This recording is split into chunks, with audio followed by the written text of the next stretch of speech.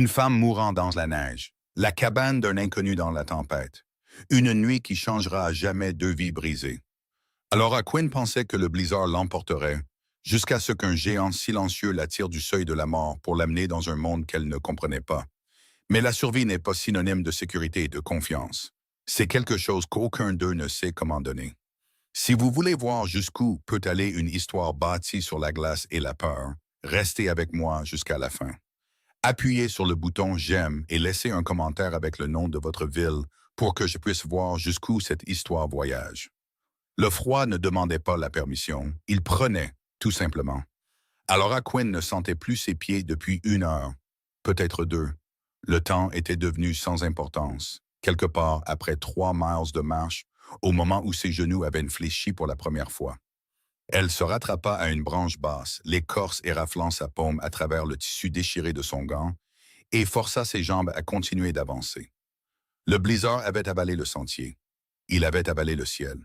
Il avait tout avalé, sauf le vent, le blanc et la brûlure dans ses poumons. Une brûlure qui lui rappelait qu'elle était encore en vie, même si elle ne le devrait pas. Elle ne savait plus où elle allait.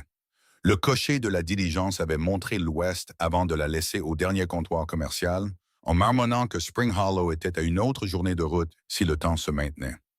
Le temps ne s'était pas maintenu. Il s'était déchiré comme une couture bon marché, déversant la neige et la glace sur les plaines du Dakota jusqu'à ce qu'il ne reste plus rien que la tempête. Laura avait marché parce qu'il n'y avait rien d'autre à faire. Parce que faire demi-tour signifiait admettre qu'elle avait fait une erreur, et elle en avait déjà fait assez pour toute une vie. Sa botte se prit dans quelque chose d'enfoui sous la neige, une racine, une pierre. Peu importait, et cette fois, elle tomba lourdement. Ses mains heurtèrent le sol en premier, s'enfonçant profondément, et le froid mordit à travers ses gants comme des dents. Elle haleta, essaya de se relever, mais ses bras la lâchèrent. Elle s'effondra sur le côté, sa respiration devenant courte et saccadée. « Relève-toi. » La voix dans sa tête était lointaine, en colère. La même voix qui lui avait dit de quitter Chicago, d'accepter le poste d'enseignante que personne d'autre ne voulait, de tout recommencer là où personne ne connaissait son nom ni ce qu'elle avait fait. « Relève-toi, Alora. » Au lieu de ça, elle roula sur le dos, fixant le ciel qui n'était pas là. Juste du blanc, juste du vent, juste le son de sa propre respiration qui ralentissait. C'était peut-être plus facile. C'était peut-être ce qu'elle méritait. Ses yeux se fermèrent. Et puis, une lumière. Faible, vacillante. Une tache de chaleur dans le coin de sa vision qui n'avait pas sa place dans un monde aussi froid. Les yeux d'Alora s'ouvrirent brusquement. Elle tourna la tête, la neige collée à ses cils et la vit à travers les arbres. Une lueur, petite, stable. La fenêtre d'une cabane, fendant la tempête comme un couteau, elle ne réfléchit pas. Elle bougea, simplement. Ses mains creusèrent la neige. Ses genoux trouvèrent une prise. Elle rampa d'abord, puis se redressa en titubant, se jetant vers la lumière avec tout ce qui lui restait. Le vent la poussa sur le côté. Elle chancela, se rattrapa, continua d'avancer. Sa respiration n'était plus que sanglots, rauque et désespérée, mais elle ne s'arrêta pas. Elle ne pouvait pas s'arrêter. La cabane se matérialisa hors du blanc comme par magie, avec son toit bas, solide, et la fumée s'élevant d'une cheminée en pierre.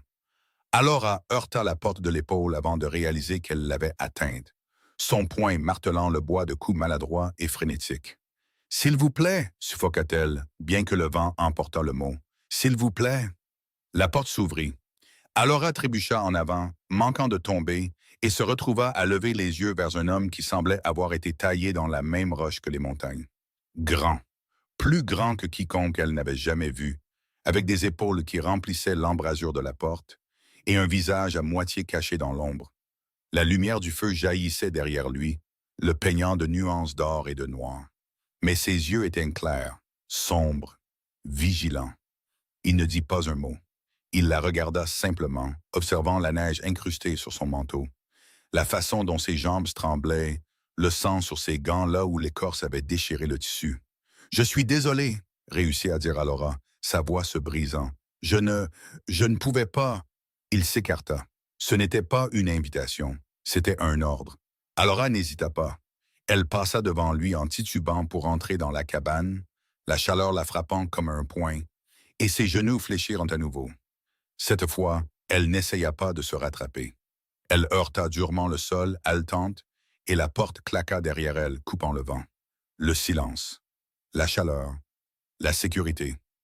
Elle pressa son front contre des planches de bois rugueuses et essaya de se souvenir comment respirer. L'homme ne la toucha pas, ne parla pas. Alors elle l'entendit se déplacer dans la cabane. Des bottes lourdes sur le bois, le raclement de quelque chose de métallique. Et puis il s'accroupit à côté d'elle, posant une tasse en étain sur le sol à sa portée. « Buvez !» Sa voix était baisse, rauque, le genre de voix qui ne servait pas souvent. Alora leva la tête, clignant des yeux à travers le brouillard de l'épuisement, et vide la tasse. De la vapeur s'en élevait. Du thé peut-être, ou du bouillon, peu lui importait. Elle tendit des mains tremblantes, faillit la laisser tomber et réussit à la porter à ses lèvres. Le liquide la brûla en descendant, mais c'était la meilleure chose qu'elle ait jamais goûtée. Lentement, dit l'homme, elle l'ignora, prenant une autre gorgée, et il ne l'arrêta pas. Il se contenta de se relever et de retourner près du feu, lui laissant de l'espace. Alora vida la tasse et la posa, ses mains tremblant encore. Elle regarda autour d'elle, essayant de s'orienter. La cabane était petite, une seule pièce. Une cheminée en pierre dominait le mur du fond, les flammes crépitant derrière une grille en fer. Une table grossièrement taillée se trouvait près du centre, avec 2 chaises rentrées dessous. Des étagères longeaient un mur, remplis de boîtes de conserve, de sacs de farine, de bocaux de conserve. Un lit étroit occupait le coin le plus éloigné du feu, les couvertures pliées avec une précision militaire. Et l'homme se tenait dos à elle, ajoutant une autre bûche dans les flammes. Il était plus grand qu'elle ne l'avait pensé. Pas seulement grand, mais massif. Bâti comme quelqu'un qui avait passé sa vie à faire un travail pénible et ne savait pas comment s'arrêter. Ses cheveux étaient sombres, plus longs que la mode ne le permettait, attachés à la nuque. Il portait une lourde chemise de laine, les manches retroussées jusqu'aux coudes, et ses mains étaient couvertes de cicatrices qui racontaient des histoires qu'il ne dirait probablement jamais à voix haute. « Merci, dit Alora doucement. Il ne se retourna pas. Vous ne devriez pas être là-dehors. Je sais. Où alliez-vous? Spring Hollow. Cela le fit marquer une pause. Il jeta un coup d'œil par-dessus son épaule, son expression indéchiffrable. Vous en êtes loin. Je sais, dit-elle à nouveau, car que pouvait-elle dire d'autre? Il se redressa, se tournant complètement vers elle, et Alora sentit le poids de son regard comme une chose physique. Il ne la regardait pas comme les hommes le faisaient d'habitude, curieux, évaluateur, avide. Il la regardait comme si elle était un problème qu'il n'avait pas su demander, mais avec lequel il était coincé. « La tempête ne se calmera pas cette nuit, dit-il. Il ajouta, « Vous resterez ici. » Ce n'était pas une question. Alora déglutit, essayant de trouver sa voix. « Je ne veux pas m'imposer. » C'est déjà fait. Les mots étaient directs, mais sans méchanceté. Juste un fait. Elle hocha la tête, ne sachant que faire d'autre, et l'homme se dirigea vers les étagères, prenant une épaisse couverture. Il la lui lança, et elle la rattrapa maladroitement. « Le feu vous tiendra chaud, dit-il. Ne touchez à rien, ne sortez pas. Compris? » « Oui. » Il hocha la tête une fois, puis se dirigea vers le lit dans le coin, s'asseyant pour enlever ses bottes. Alora le regarda, son esprit encore engourdi par le froid, essayant de donner un sens à tout cela. Elle était en vie, elle avait chaud, elle était en sécurité, et elle n'avait aucune idée de qui était cet homme. « Comment vous appelez-vous? » demanda-t-elle avant de pouvoir se retenir. Il s'arrêta, une botte à la main, et la regarda à nouveau. Un instant, elle pensa qu'il ne répondrait pas.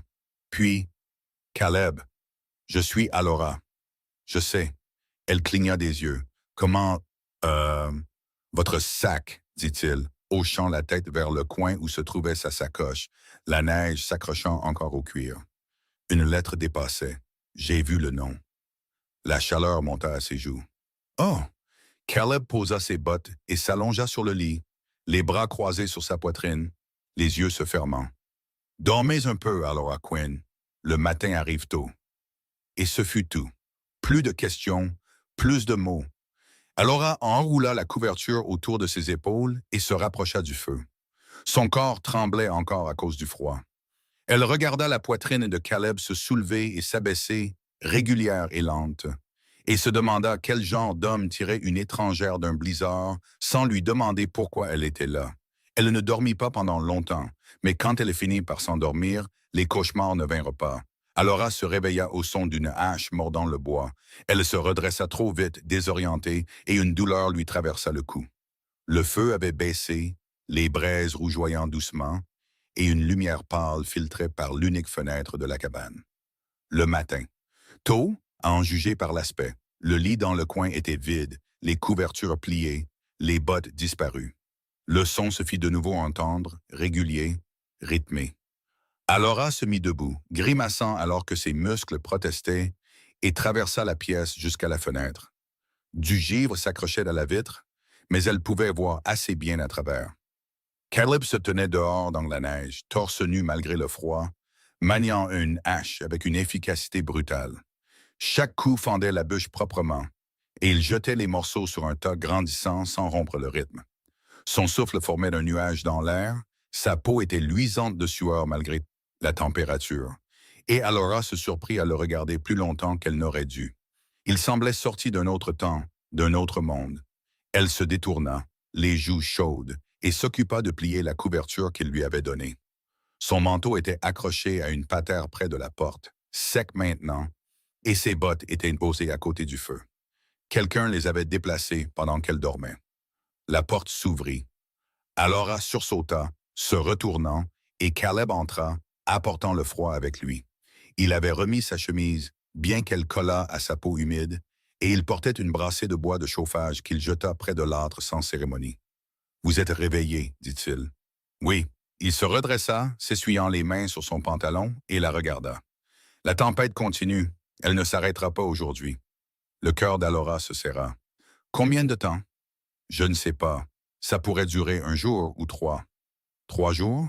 Peut-être plus. » Elle regarda vers la fenêtre, où le monde extérieur n'était que du blanc, et sentit la panique monter en elle. « Je suis censé être à Spring Hollow d'ici la fin de la semaine.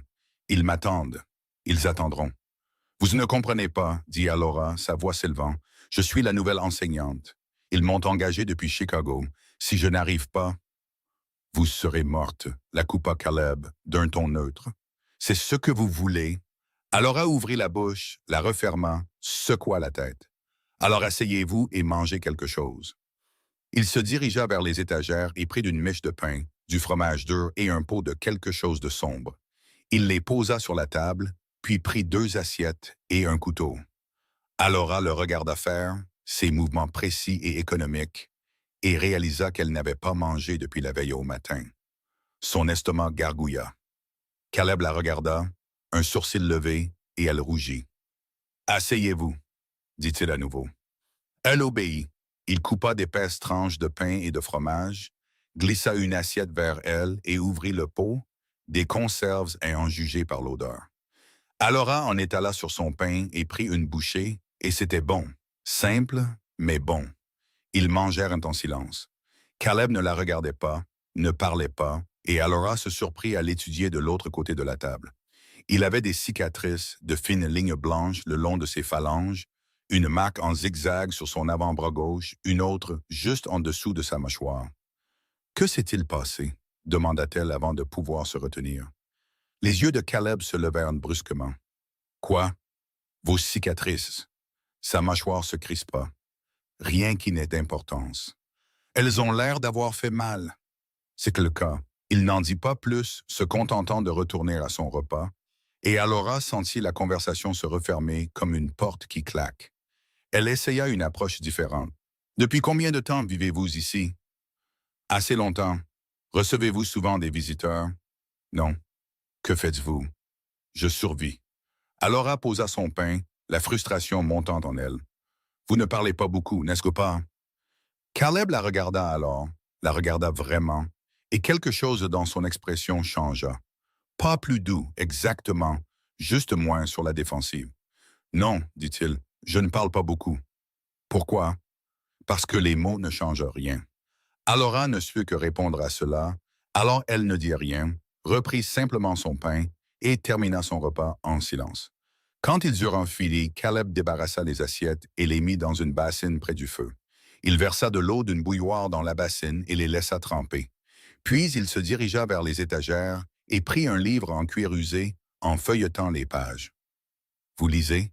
demanda Alora, surprise. « Un peu. Qu'est-ce que c'est ?» Il montra la couverture. Un guide de terrain.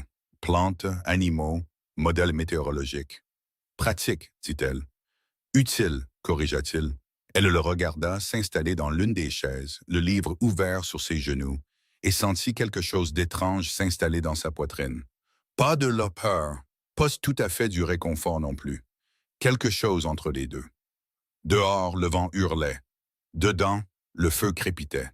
Et pour la première fois depuis des semaines, Alora n'avait pas l'impression de fuir. Les heures s'étirèrent, longues et silencieuses. Caleb lisait. Alora réparait une déchirure dans son manteau avec une aiguille et du fil qu'elle avait trouvé dans un panier près des étagères. Aucun d'eux ne parlait beaucoup, mais le silence n'était pas inconfortable. Il était juste là. En milieu d'après-midi, l'agitation d'Alora prit le dessus. « Puis-je aider à quelque chose ?» demanda-t-elle. Caleb leva les yeux de son livre. « Comme quoi? »« Je ne sais pas. Des corvées, du travail, quelque chose. » Il la considéra un instant, puis hocha la tête en direction de la cheminée. « Le bois doit être empilé, la pile diminue. » Alora se leva, reconnaissante d'avoir quelque chose à faire, et se mit à organiser le bois de chauffage en rangées nettes. Ce n'était pas difficile, mais cela occupait ses mains et son esprit. Caleb la regarda pendant quelques secondes, puis retourna à son livre. Quand elle eut fini, elle s'épousseta les mains et chercha autre chose à faire. Ses yeux se posèrent sur les étagères, encombrées, désorganisées, les bocaux entassés n'importe où. « Ça vous dérange si je range ça ?» demanda-t-elle.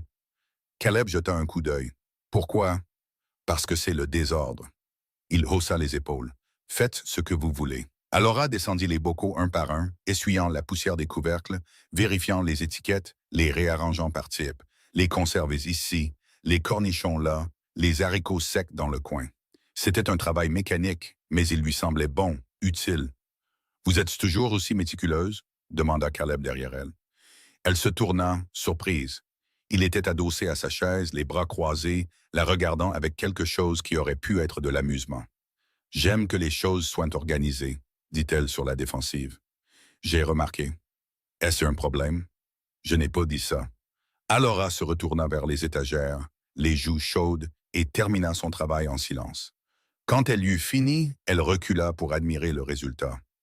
C'était mieux, plus propre. « Voilà, » dit-elle, satisfaite. Caleb se leva et se dirigea vers les étagères, les étudiant d'un œil critique. Puis il tendit la main et déplaça un bocal de 5 centimètres vers la gauche. Alora le dévisagea. « Vraiment? » »« L'équilibre, » dit-il, impassible. Elle ne pouvait pas dire s'il était sérieux ou s'il se moquait d'elle, peut-être les deux. « Très bien, » marmonna-t-elle, et elle remit le bocal à sa place. La bouche de Caleb tressaillit, pas tout à fait d'un sourire, mais presque. Ce soir-là, ils mangèrent un ragoût que Caleb avait préparé avec du chevreuil séché, des légumes à racines et des herbes qu'Alora ne pouvait nommer. C'était meilleur que ça n'aurait dû l'être, riche et copieux, et elle le lui dit. « On apprend à cuisiner quand on est seul, » dit-il simplement. « Depuis combien de temps êtes-vous seul ?» Il ne répondit pas tout de suite, se contentant de fixer le feu, son expression lointaine. « Longtemps, » dit-il finalement. Alora voulait insister, demander pourquoi, mais quelque chose dans sa voix lui dit de ne pas le faire. « Je suis désolé, » dit-elle à la place. « Ne le soyez pas. » Ils finirent leur repas en silence et ensuite Caleb entretint le feu pendant qu'Alora lavait la vaisselle. Elle séchait le dernier bol quand il parla à nouveau. « Avez-vous peur de moi? » Elle se tourna, surprise. « Quoi? »« Vous devriez, dit-il d'un ton neutre. Vous ne me connaissez pas, vous ne savez pas ce que j'ai fait. » Alora posa le bol, son cœur battant un peu plus vite. « Devrais-je avoir peur? » Caleb la regarda, ses yeux sombres, indéchiffrables. « Non. Alors je n'ai pas peur. » Il soutint son regard pendant un long moment, et Alora ne détourna pas les yeux. Elle ne le pouvait pas. « Vous êtes soit très courageuse, soit très stupide, » dit-il doucement. « Peut-être les deux. » Ce quasi-sourire apparut de nouveau sur son visage, et il se retourna vers le feu. Alora enroula la couverture autour de ses épaules et s'installa près de l'âtre, regardant les flammes danser. Dehors, la tempête faisait rage. Dedans, le monde semblait petit et sûr. Et pour la première fois depuis longtemps, Alora pensa que peut-être, juste peut-être, elle avait fait le bon choix après tout. Les jours se confondirent. Caleb s'en tenait à ses routines, coupant du bois, vérifiant les pièges, entretenant la cabane. Alora trouva son propre rythme, cuisinant, nettoyant, lisant dans la petite collection de livres que Caleb gardait sur une étagère haute. Ils parlaient plus, mais jamais beaucoup. De petits échanges, des observations, des questions qui ne creusaient pas trop profond, mais le silence entre eux devint confortable, familier. Le quatrième matin, Alora se réveilla sous la lumière du soleil filtrant par la fenêtre. Une vraie lumière du soleil, pas la lueur gris pâle de la tempête, mais une chaleur réelle. Elle se redressa, clignant des yeux, et vit Caleb debout à la porte, regardant dehors. La tempête s'est calmée, dit-il sans se retourner. Alora se leva précipitamment et le rejoignit. Le monde extérieur était aveuglant, la neige blanche s'étendant dans toutes les directions, scintillant sous un ciel bleu clair. Le vent s'était arrêté, l'air était calme. C'est magnifique, souffla-t-elle. C'est froid, corrigea Caleb. Mais il ne bougea pas. Ils restèrent là ensemble, épaule contre épaule, et Alora sentit quelque chose changer entre eux, quelque chose de non dit. Je devrais vous emmener à Spring Hollow, dit Caleb finalement. Oui, acquiesça Alora. Mais le mot semblait lourd. Aucun d'eux ne bougea. Ils partirent le lendemain matin. Caleb chargea des provisions sur un traîneau qu'il gardait derrière la cabane, et ils se mirent en route aux premières lueurs. La neige était profonde, mais Caleb connaissait les sentiers, et il se déplaçait avec l'assurance de quelqu'un qui les avait parcourus 100 fois auparavant. Alora suivait, ses bottes crissant dans ses pas, et essayait de ne pas penser à la suite. À la mi-journée, ils atteignirent la crête d'une colline, et Caleb s'arrêta. Il pointa du doigt la vallée en contrebas. « Spring Hollow », dit-il. Alora protégea ses yeux du soleil et regarda. Une petite ville, peut-être 2 douzaines de bâtiments, de la fumée s'élevant des cheminées. Cela semblait calme, paisible, sûr. « Merci, dit-elle en se tournant vers Caleb. Pour tout. » Il hocha la tête une fois. « Vous vous en sortirez. » « Est-ce que je vous reverrai? » Caleb la regarda, son expression indéchiffrable. « Je ne sais pas. » Alora voulait dire autre chose, lui demander de rester, lui dire qu'elle ne voulait pas dire au revoir. Mais elle ne le fit pas, parce que les mots ne changent rien. Alors, elle hocha simplement la tête et commença à descendre la crête vers la ville en contrebas. Et Caleb Ward la regarda partir, seul dans la neige, et se demanda s'il venait de commettre la plus grande erreur de sa vie. Spring Hollow n'avait pas l'air de grand-chose de l'extérieur.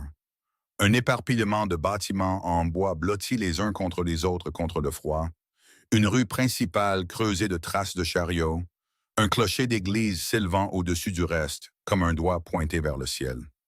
Alora se tenait à l'entrée de la ville, son sac lourd à la main, et se demanda si elle avait fait une terrible erreur. Derrière elle, Caleb avait déjà rebroussé chemin vers la crête. Elle l'avait regardé partir, ses larges épaules disparaissant dans le blanc, et avait senti quelque chose se tordre dans sa poitrine. Du regret peut-être, ou de la solitude. Elle n'était pas sûre de ce qui était le pire. « Vous êtes perdu. » Alora se retourna brusquement. Une femme se tenait sur le porche du bâtiment le plus proche, un magasin général à en juger par l'enseigne, les bras croisés, la dévisageant avec une curiosité non dissimulée.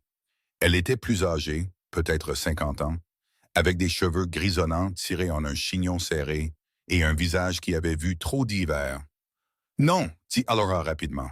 Je cherche l'école. » L'expression de la femme changea. « Vous êtes la nouvelle enseignante? »« Oui, Alora Quinn. Je pensais que vous seriez là il y a des jours. J'ai été prise dans la tempête. » La femme grogna, descendant du porche. « Vous avez de la chance d'être là. On a perdu 3 voyageurs le mois dernier dans un temps pareil. » Elle toisa Alora de haut en bas, remarquant son manteau usé, ses bottes tachées de boue, l'épuisement qui lui collait encore à la peau comme une seconde nature. « Vous n'avez pas l'air de grand-chose. » Alora se hérissa. « Je suis capable. On verra bien. » La femme pointa son pouce vers l'autre bout de la ville. « L'école est là-bas, vous ne pouvez pas la manquer. C'est le seul bâtiment avec une cloche sur le toit qui n'appartient pas à l'église. Je suis Margaret Hale. Je tiens le magasin. Si vous avez besoin de provisions, venez me voir. » « Merci. » Margaret ne bougea pas, continuant de la fixer comme si elle essayait de décider si Alora en valait la peine. Finalement, elle secoua la tête. Installez-vous. La réunion du village est demain soir. On vous y attendra. J'y serai. Margaret se retourna et rentra dans le magasin sans un mot de plus, et Alora se retrouva seule dans le froid. Elle ajusta son sac et commença à descendre la rue, ses bottes crissant dans la neige. Le bâtiment de l'école était exactement là où Margaret l'avait indiqué.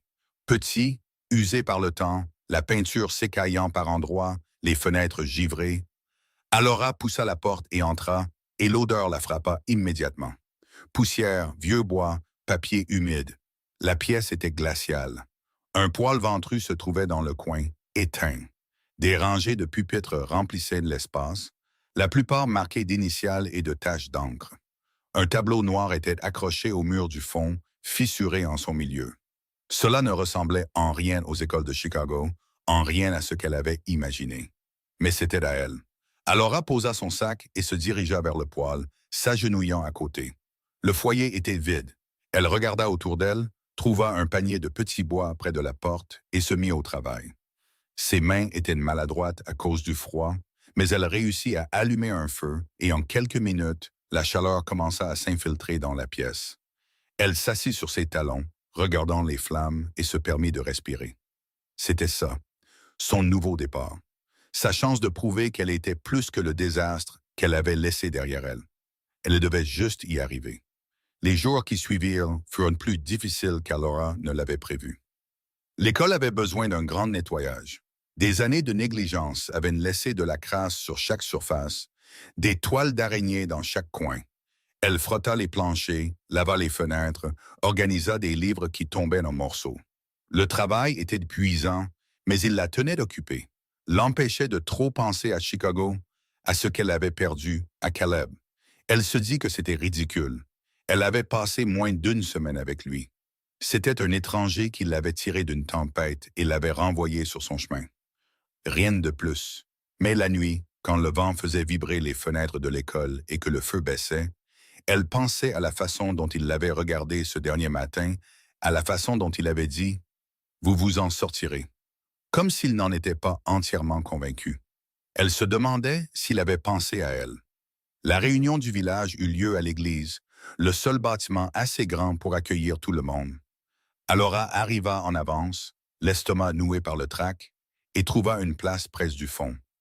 Les gens arrivèrent lentement, des fermiers, des commerçants, des familles avec des enfants qui la dévisageaient avec une curiosité non dissimulée. Elle sourit à quelques-uns d'entre eux, mais personne ne lui rendit son sourire. Margaret Hale apparut à l'avant de la salle, appelant la réunion à l'ordre, et le murmure des conversations s'éteignit. Elle se lança dans une liste d'affaires du village. Des réparations nécessaires sur le pont, un différend sur les terres de pâturage, des plans pour les semailles de printemps. Alora n'écoutait qu'à moitié, son esprit dérivant. Puis Margaret prononça son nom. « Et nous avons une nouvelle enseignante », annonça Margaret, hochant la tête vers le fond. « Alora Quinn, de Chicago. Elle prendra en charge l'école à partir de la semaine prochaine. » Tous les yeux se tournèrent vers elle. Alora se leva, les mains serrées sur les côtés, et se força à soutenir leur regard. « Merci, dit-elle, sa voix plus stable qu'elle ne le sentait. J'ai hâte de travailler avec vos enfants. » Silence. Puis un homme près du front prit la parole. « Qu'est-ce qui vous qualifie? » Alora cligna des yeux. « J'ai un certificat d'enseignement du Conseil de l'éducation de Chicago. J'ai travaillé dans... Chicago n'est pas ici, la coupa l'homme. Avez-vous déjà enseigné à des enfants qui doivent marcher 5 miles dans la neige juste pour aller à l'école? Avez-vous déjà eu affaire à des parents qui pensent que la lecture est une perte de temps? Non, admit Alora, mais je suis prête à apprendre. L'homme renifla. On verra bien. Une autre voix se fit entendre, une femme cette fois. Pourquoi avez-vous quitté Chicago? Le souffle d'Alora se coupa. Elle savait que la question viendrait un jour. Ah, le maman. Mais elle ne s'y attendait pas si tôt. Pour des raisons personnelles, dit Amalie. Ah, dit-elle prudemment. Quel genre de raisons personnelles? Le genre de raison qui ne vous regarde pas. La pièce devint silencieuse. Les yeux de la femme se plissèrent, et Alora réalisa qu'elle venait de se faire sa première ennemie. Margaret s'éclaircit la gorge. Ça suffit. Mademoiselle Quinn est ici maintenant et elle a été engagée en bonne et due forme. Si vous avez des plaintes, adressez-les-moi plus tard. La tension se relâcha, mais seulement légèrement. La réunion continua, mais Alora sentit le poids de chaque regard, de chaque murmure. Elle s'assit, le visage brûlant, et garda les yeux fixés sur le sol. Quand ce fut terminé, elle s'éclipsa avant que quiconque ne puisse la coincer. L'école devint son refuge. Elle y passait chaque heure de veille, préparant des leçons, réparant des livres, faisant des listes de fournitures dont elle aurait besoin. Les enfants commenceraient les cours dans une semaine, et elle voulait que tout soit parfait. Elle était en train de frotter le tableau noir quand la porte s'ouvrit derrière elle. « Je ne m'attendais pas à vous voir travailler si tard. » Alora se tourna, surprise, et trouva une jeune femme debout dans l'embrasure de la porte. Elle était jolie, avec des cheveux sombres et des yeux bienveillants, et elle portait un panier recouvert d'un tissu à carreaux. « Je suis désolé, dit rapidement la femme. Je ne voulais pas vous effrayer. Je suis Anna Cartwright. Mon mari tient l'écurie de louage. » Alora Quinn. « Je sais. » Anna entra, posant le panier sur l'un des pupitres. « J'ai entendu parler de la réunion. J'ai pensé que vous auriez besoin d'une amie. » La gorge d'Alora se serra. « Merci. » Anna découvrit le panier, révélant du pain frais, du fromage et un pot de confiture. « Ce n'est pas grand-chose, mais c'est mieux que ce que vous avez dû manger. »« C'est parfait. » Elles s'assirent ensemble à l'un des pupitres, partageant la nourriture, et Anna parla de la ville, des gens, du rythme de la vie à Spring Hollow. Elle était facile à écouter, sa voix chaude et stable, et Alora sentit une partie de la tension dans ses épaules se relâcher. « Ne les laissez pas vous atteindre, dit Anna finalement. Les gens ici se méfient des étrangers. Ça a toujours été comme ça. Mais si vous leur montrez que vous êtes là pour rester, ils finiront par changer d'avis. » Vraiment? La plupart d'entre eux. Anna s'éclaircit la gorge et fit une pause. Certains ne le feront jamais, mais c'est leur problème, pas le vôtre. Alora sourit, un petit sourire sincère. Vous êtes la première personne à être gentille avec moi depuis mon arrivée. Eh bien, ne vous y habituez pas, dit Anna avec un sourire. Je ne suis gentille que quand je veux quelque chose. Que voulez-vous? Que vous appreniez à lire à ma fille. L'expression d'Anna devint sérieuse. Elle a 8 ans, elle est vive comme l'éclair, mais je ne peux pas lui donner ce dont elle a besoin. Vous, vous le pouvez. Je le ferai, promit Alora. Anna tendit la main par-dessus le pupitre et lui serra la main. Je sais. La semaine passa en un éclair. Alora finalisa ses plans de cours, arrangea les pupitres, prépara le matériel. La nuit précédant le premier jour d'école, elle resta éveillée dans la petite pièce au-dessus de l'école, sa nouvelle maison, et fixa le plafond, trop nerveuse pour dormir. Et si les enfants la détestaient? Et si leurs parents les retiraient de l'école? Et si elle échouait? Elle pensa de nouveau à Caleb, à la façon dont il vivait seul dans cette cabane, content du silence et de la solitude. Une partie d'elle l'enviait, une partie d'elle se demandait s'il n'avait pas eu raison depuis le début. Mais le matin arriva quand même, et avec lui les enfants. Ils arrivèrent par groupes, certains avec leurs parents, d'autres seuls. Alora se tenait à la porte, saluant chacun d'eux, apprenant des noms qu'elle oublierait probablement d'ici la fin de la journée. Il y en avait 12 au total, âgés de 6 à 14 ans. Ils la dévisageaient avec un mélange de curiosité et de méfiance, et elle ne pouvait pas leur en vouloir. « Bonjour, dit-elle une fois qu'ils furent tous assis. Je m'appelle Mademoiselle Quinn, et je suis ici pour vous enseigner. Pas seulement la lecture et l'écriture, mais comment penser, comment questionner, comment voir le monde clairement. » Un garçon au fond, peut-être 13 ans, avec une expression maussade, leva la main. « Oui? Pourquoi ça devrait nous intéresser? » Alora croisa son regard. « Parce que la connaissance, c'est le pouvoir. Et le pouvoir signifie que vous pouvez décider de votre propre avenir au lieu de laisser quelqu'un d'autre le décider pour vous. » Le garçon n'avait pas l'air convaincu, mais il ne discuta pas. Alora ouvrit son premier livre et commença à enseigner. Les jours s'installèrent dans un rythme. Les enfants étaient difficiles, agités, facilement distraits, certains ouvertement provocateurs. Mais Alora refusa d'abandonner. Elle resta patiente, resta ferme, et lentement, très lentement, ils commencèrent à réagir. Les plus jeunes s'attachèrent à elle en premier, les plus âgés prirent plus de temps. La fille d'Anna, Lucie, était exactement comme sa mère l'avait décrite. Brillante, curieuse, avide de connaissances. Alora passait du temps supplémentaire avec elle après les cours, et la jeune fille absorbait chaque mot comme une éponge. Mais tout le monde n'était pas content. 2 semaines après le début des cours, un homme nommé Thomas Reed se présenta à l'école. Il était grand, large d'épaules et en colère. « Vous remplissez la tête de mon fils de bêtises, dit-il en pointant un doigt vers Alora. Je lui apprends à lire. Il n'a pas besoin de lire, il a besoin de travailler. Il peut faire les deux. Pas si vous le gardez ici toute la journée. » Alora croisa les bras. Votre fils a 10 ans, il mérite une éducation. Ce qu'il mérite, c'est d'aider sa famille à survivre. Ils se dévisagèrent, aucun ne reculant, et Alora sentit sa colère monter. Si vous le retirez de l'école, vous lui volez son avenir, dit-elle doucement. Le visage de Thomas s'assombrit. Ne me dites pas comment élever mon garçon. Il se retourna et sortit en trombe, et Alora s'effondra sur sa chaise, les mains tremblantes. Le lendemain, son fils ne vint pas en classe. L'hiver s'intensifia. La neige s'accumula. Le froid s'installa dans les os d'Alora et ne la quitta jamais vraiment.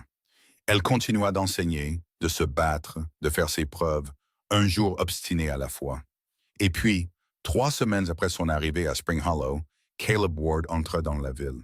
Alora ne le vit pas tout de suite. Elle était au magasin de Margaret, achetant de la farine et du café, quand les yeux de Margaret s'écarquillèrent. « Eh bien, j'en mettrai ma main au feu, » marmonna Margaret. Alora se tourna, suivant son regard, et son souffle se coupa. Caleb se tenait au milieu de la rue, les rênes de son cheval lâches dans sa main, l'air de sortir tout droit de la nature sauvage. Ce qui, supposa-t-elle, était le cas. Leurs regards se croisèrent à distance, et Alora sentit son cœur vaciller. Il ne sourit pas, ne fit pas de signe, il la regarda simplement, et elle le regarda en retour, et le monde sembla se rétrécir à eux deux. Puis Margaret parla à nouveau, brisant le charme. « C'est Caleb Ward, dit-elle à voix basse. Je ne pensais pas qu'on le reverrait. »« Vous le connaissez ?»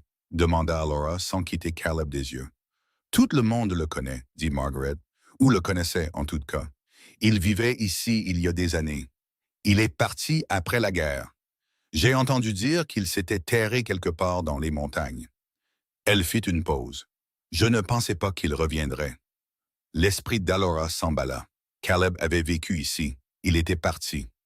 Et maintenant, il était de retour. Pourquoi? Elle posa ses achats sur le comptoir, paya Margaret sans compter la monnaie et sortit. Caleb était toujours debout dans la rue, attendant. « Bonjour, » dit Alora, sa voix plus stable qu'elle ne le sentait. « Bonjour. » Un silence s'installa entre eux, gênant et lourd.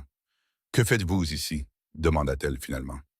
Caleb changea de poids, l'air mal à l'aise. « J'avais besoin de provisions. Vous auriez pu les trouver n'importe où. »« Peut-être. »« Alors pourquoi ici? » Il ne répondit pas tout de suite, la regardant simplement, et elle vit quelque chose dans ses yeux qu'elle n'avait pas vu auparavant. De l'incertitude. « Je voulais m'assurer que vous alliez bien, » dit-il finalement. La poitrine d'Alora se serra. « Je vais bien. Vous en êtes sûr? » « Oui. » Il hocha la tête, mais il ne partit pas. Il resta là, comme s'il attendait quelque chose qu'il ne savait pas comment demander. « Voulez-vous voir l'école? » laissa échapper Alora. Caleb cligna des yeux. « Quoi? L'école où j'enseigne? Voulez-vous la voir? » Il hésita, puis hocha la tête. « D'accord. » Ils marchèrent côte à côte à travers la ville, sans parler, et Alora était parfaitement consciente des regards qui les suivaient. Elle les ignora, garda les yeux droits devant elle, et mena Caleb à l'école. À l'intérieur, elle alluma le poêle et lui fit visiter. Les pupitres, les livres, le tableau noir avec ses notes encore griffonnées dessus. « Ce n'est pas grand-chose, » dit-elle. « C'est suffisant. » Elle le regarda, surprise. « Vous croyez? Vous êtes ici, c'est ce qui compte. » Quelque chose dans sa voix lui fit mal à la poitrine. Elle se détourna, s'occupant de redresser une pile de papier, et essaya d'ignorer la façon dont ses mains tremblaient. « Pourquoi êtes-vous vraiment revenu? » demanda-t-elle doucement. Caleb resta silencieux un long moment, puis « Je n'arrêtais pas de penser à vous. » Alora se figea. Elle se tourna pour lui faire face et il la regardait avec une intensité qui lui coupa le souffle. « Caleb, je sais, dit-il, la coupant, je sais que ça n'a pas de sens, je sais que je n'en ai pas le droit, mais je devais vous voir, je devais savoir que vous alliez bien. Je vais bien. Bien. Il se tourna pour partir et Alora sentit la panique monter dans sa poitrine. Attendez. Il s'arrêta, se retournant vers elle. Voulez-vous rester? Demanda-t-elle. Juste pour un moment. La mâchoire de Caleb se crispa. Ma place n'est pas ici, Alora. Peut-être pas, mais je veux que vous restiez quand même. Il la dévisagea et elle vit la guerre se jouer derrière ses yeux. Puis lentement, il hocha la tête. D'accord, dit-il, pour un moment. Caleb séjourna à la pension au bord de la ville, un endroit délabré qui sentait le moisi et le vieux tabac. Alora le voyait tous les jours, parfois au magasin, parfois marchant dans les rues, parfois simplement debout devant l'école, attendant qu'elle ait fini. Il ne parlait pas beaucoup, mais il n'en avait pas besoin. La ville le remarqua. Bien sûr qu'ils le remarquèrent. Des murmures suivaient Alora partout où elle allait, et elle sentait le poids du jugement peser sur elle comme une pierre. Anna était la seule à ne pas juger. « Il est bon pour vous, dit-elle un après-midi, en regardant Caleb par la fenêtre de l'école. « Nous sommes juste amis, protesta Alora. Anna lui lança un regard. « Si vous le dites. » Mais Alora n'était pas sûre de ce qu'ils étaient. Les amis ne se regardent pas comme Caleb la regardait. Les amis ne font pas battre son cœur à chaque fois qu'ils sont dans la même pièce. Elle ne savait pas comment appeler ça, ne savait pas si elle voulait le faire. La pluie. C'est un dimanche que tout a changé. Alora revenait du magasin, les bras chargés de provisions, quand elle entendit des cris. Elle se tourna et vit une foule rassemblée près du saloon, des hommes pour la plupart, encerclant quelque chose qu'elle ne pouvait pas voir. Elle se rapprocha et son estomac se noua. Caleb se tenait au centre du cercle, face à 3 hommes qu'elle ne reconnaissait pas.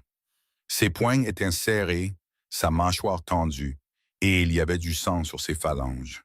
« Tu as un sacré culot de te montrer ici, » dit l'un des hommes, sa voix dégoulinant de venin. « Je ne cherche pas les ennuis, » dit Caleb d'un ton égal. Trop tard pour ça. L'homme se jeta sur lui, et Caleb bougea vite, brutal, efficace.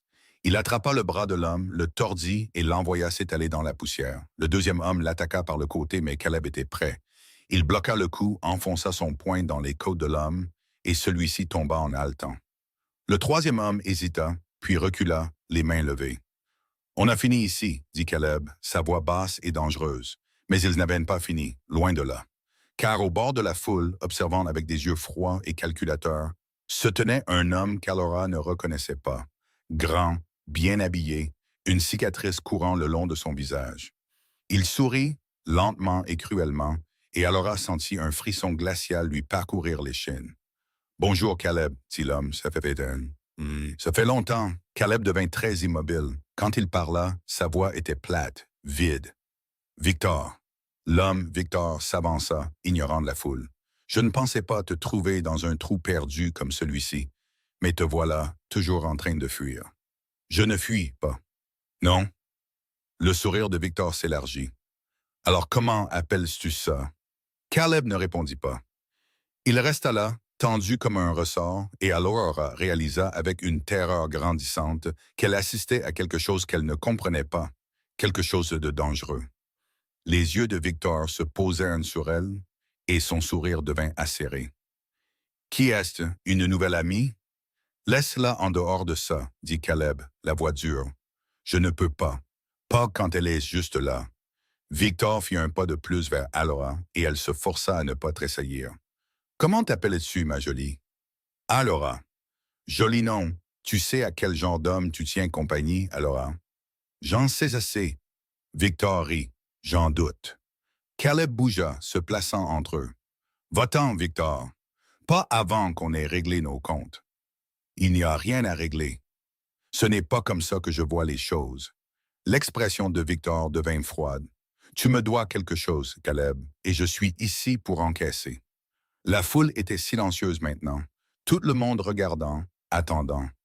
Le cœur d'Alora battait à toute rompre et elle ne savait pas quoi faire. Puis Caleb parla, sa voix calme mais ferme. « Je ne te dois rien. Plus maintenant. » Victor le dévisagea un long moment, puis il recula, son sourire revenant. « On verra bien. » Il se retourna et s'éloigna, ses hommes le suivant, et la foule se dispersa lentement. Caleb resta figé, les mains toujours serrées, sa respiration saccadée. Alors tendit la main, ses doigts effleurant son bras. Caleb? Il s'écarta, secouant la tête. Je dois y aller. Attends. Mais il était déjà en mouvement, se dirigeant d'un pas rapide vers la pension, la laissant seule dans la rue. Et alors réalisa avec un sentiment de naufrage que le passé que Caleb fuyait l'avait finalement rattrapé. Alora ne vit pas Caleb pendant 2 jours après ça. Elle alla à la pension, mais la propriétaire, une femme au visage acariâtre nommée Madame Brennan, lui dit qu'il avait payé pour la semaine et n'était pas revenu depuis dimanche. Elle vérifia le magasin général, l'écurie de louage, et parcourut même les abords de la ville dans l'espoir de l'apercevoir se dirigeant vers les montagnes. Rien. C'était comme s'il avait disparu. Les murmures à Spring Hollow devinrent plus forts. Les gens qui l'avaient à peine remarqué auparavant la regardaient maintenant avec une suspicion ouverte, leur conversation s'arrêtant quand elle passait. Elle entendait des bribes. « Ward, c'est des ennuis, ça l'a toujours été, il aurait dû rester parti. » Et chaque mot lui serrait la poitrine. Anna la trouva assise sur les marches de l'école le mercredi après-midi, fixant le vide. « Tu as une mine affreuse, » dit Anna en s'asseyant à côté d'elle. « Merci. Je suis sérieuse. Quand as-tu dormi pour la dernière fois? » Alora ne répondit pas. Elle ne s'en souvenait pas, et Na soupira, resserrant son châle contre le froid. « Tu sais que les gens parlent. Je sais. Ils disent que Caleb est mêlé à quelque chose de grave, que l'homme qui est venu le chercher, Victor Kane, est dangereux, que Caleb était avec lui pendant la guerre. » L'estomac d'Alora se noua. « Pendant la guerre? Après peut-être. Je ne connais pas les détails. Personne ne les connaît. Mais ils ont peur, Alora, et quand les gens ont peur, ils cherchent quelqu'un à blâmer. Caleb n'a rien fait de mal. Peut-être pas.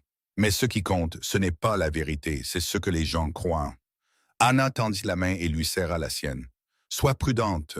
C'est tout ce que je dis. » Alora hocha la tête, mais elle ne se sentait pas prudente. Elle se sentait téméraire, en colère et terrifiée, tout à la fois.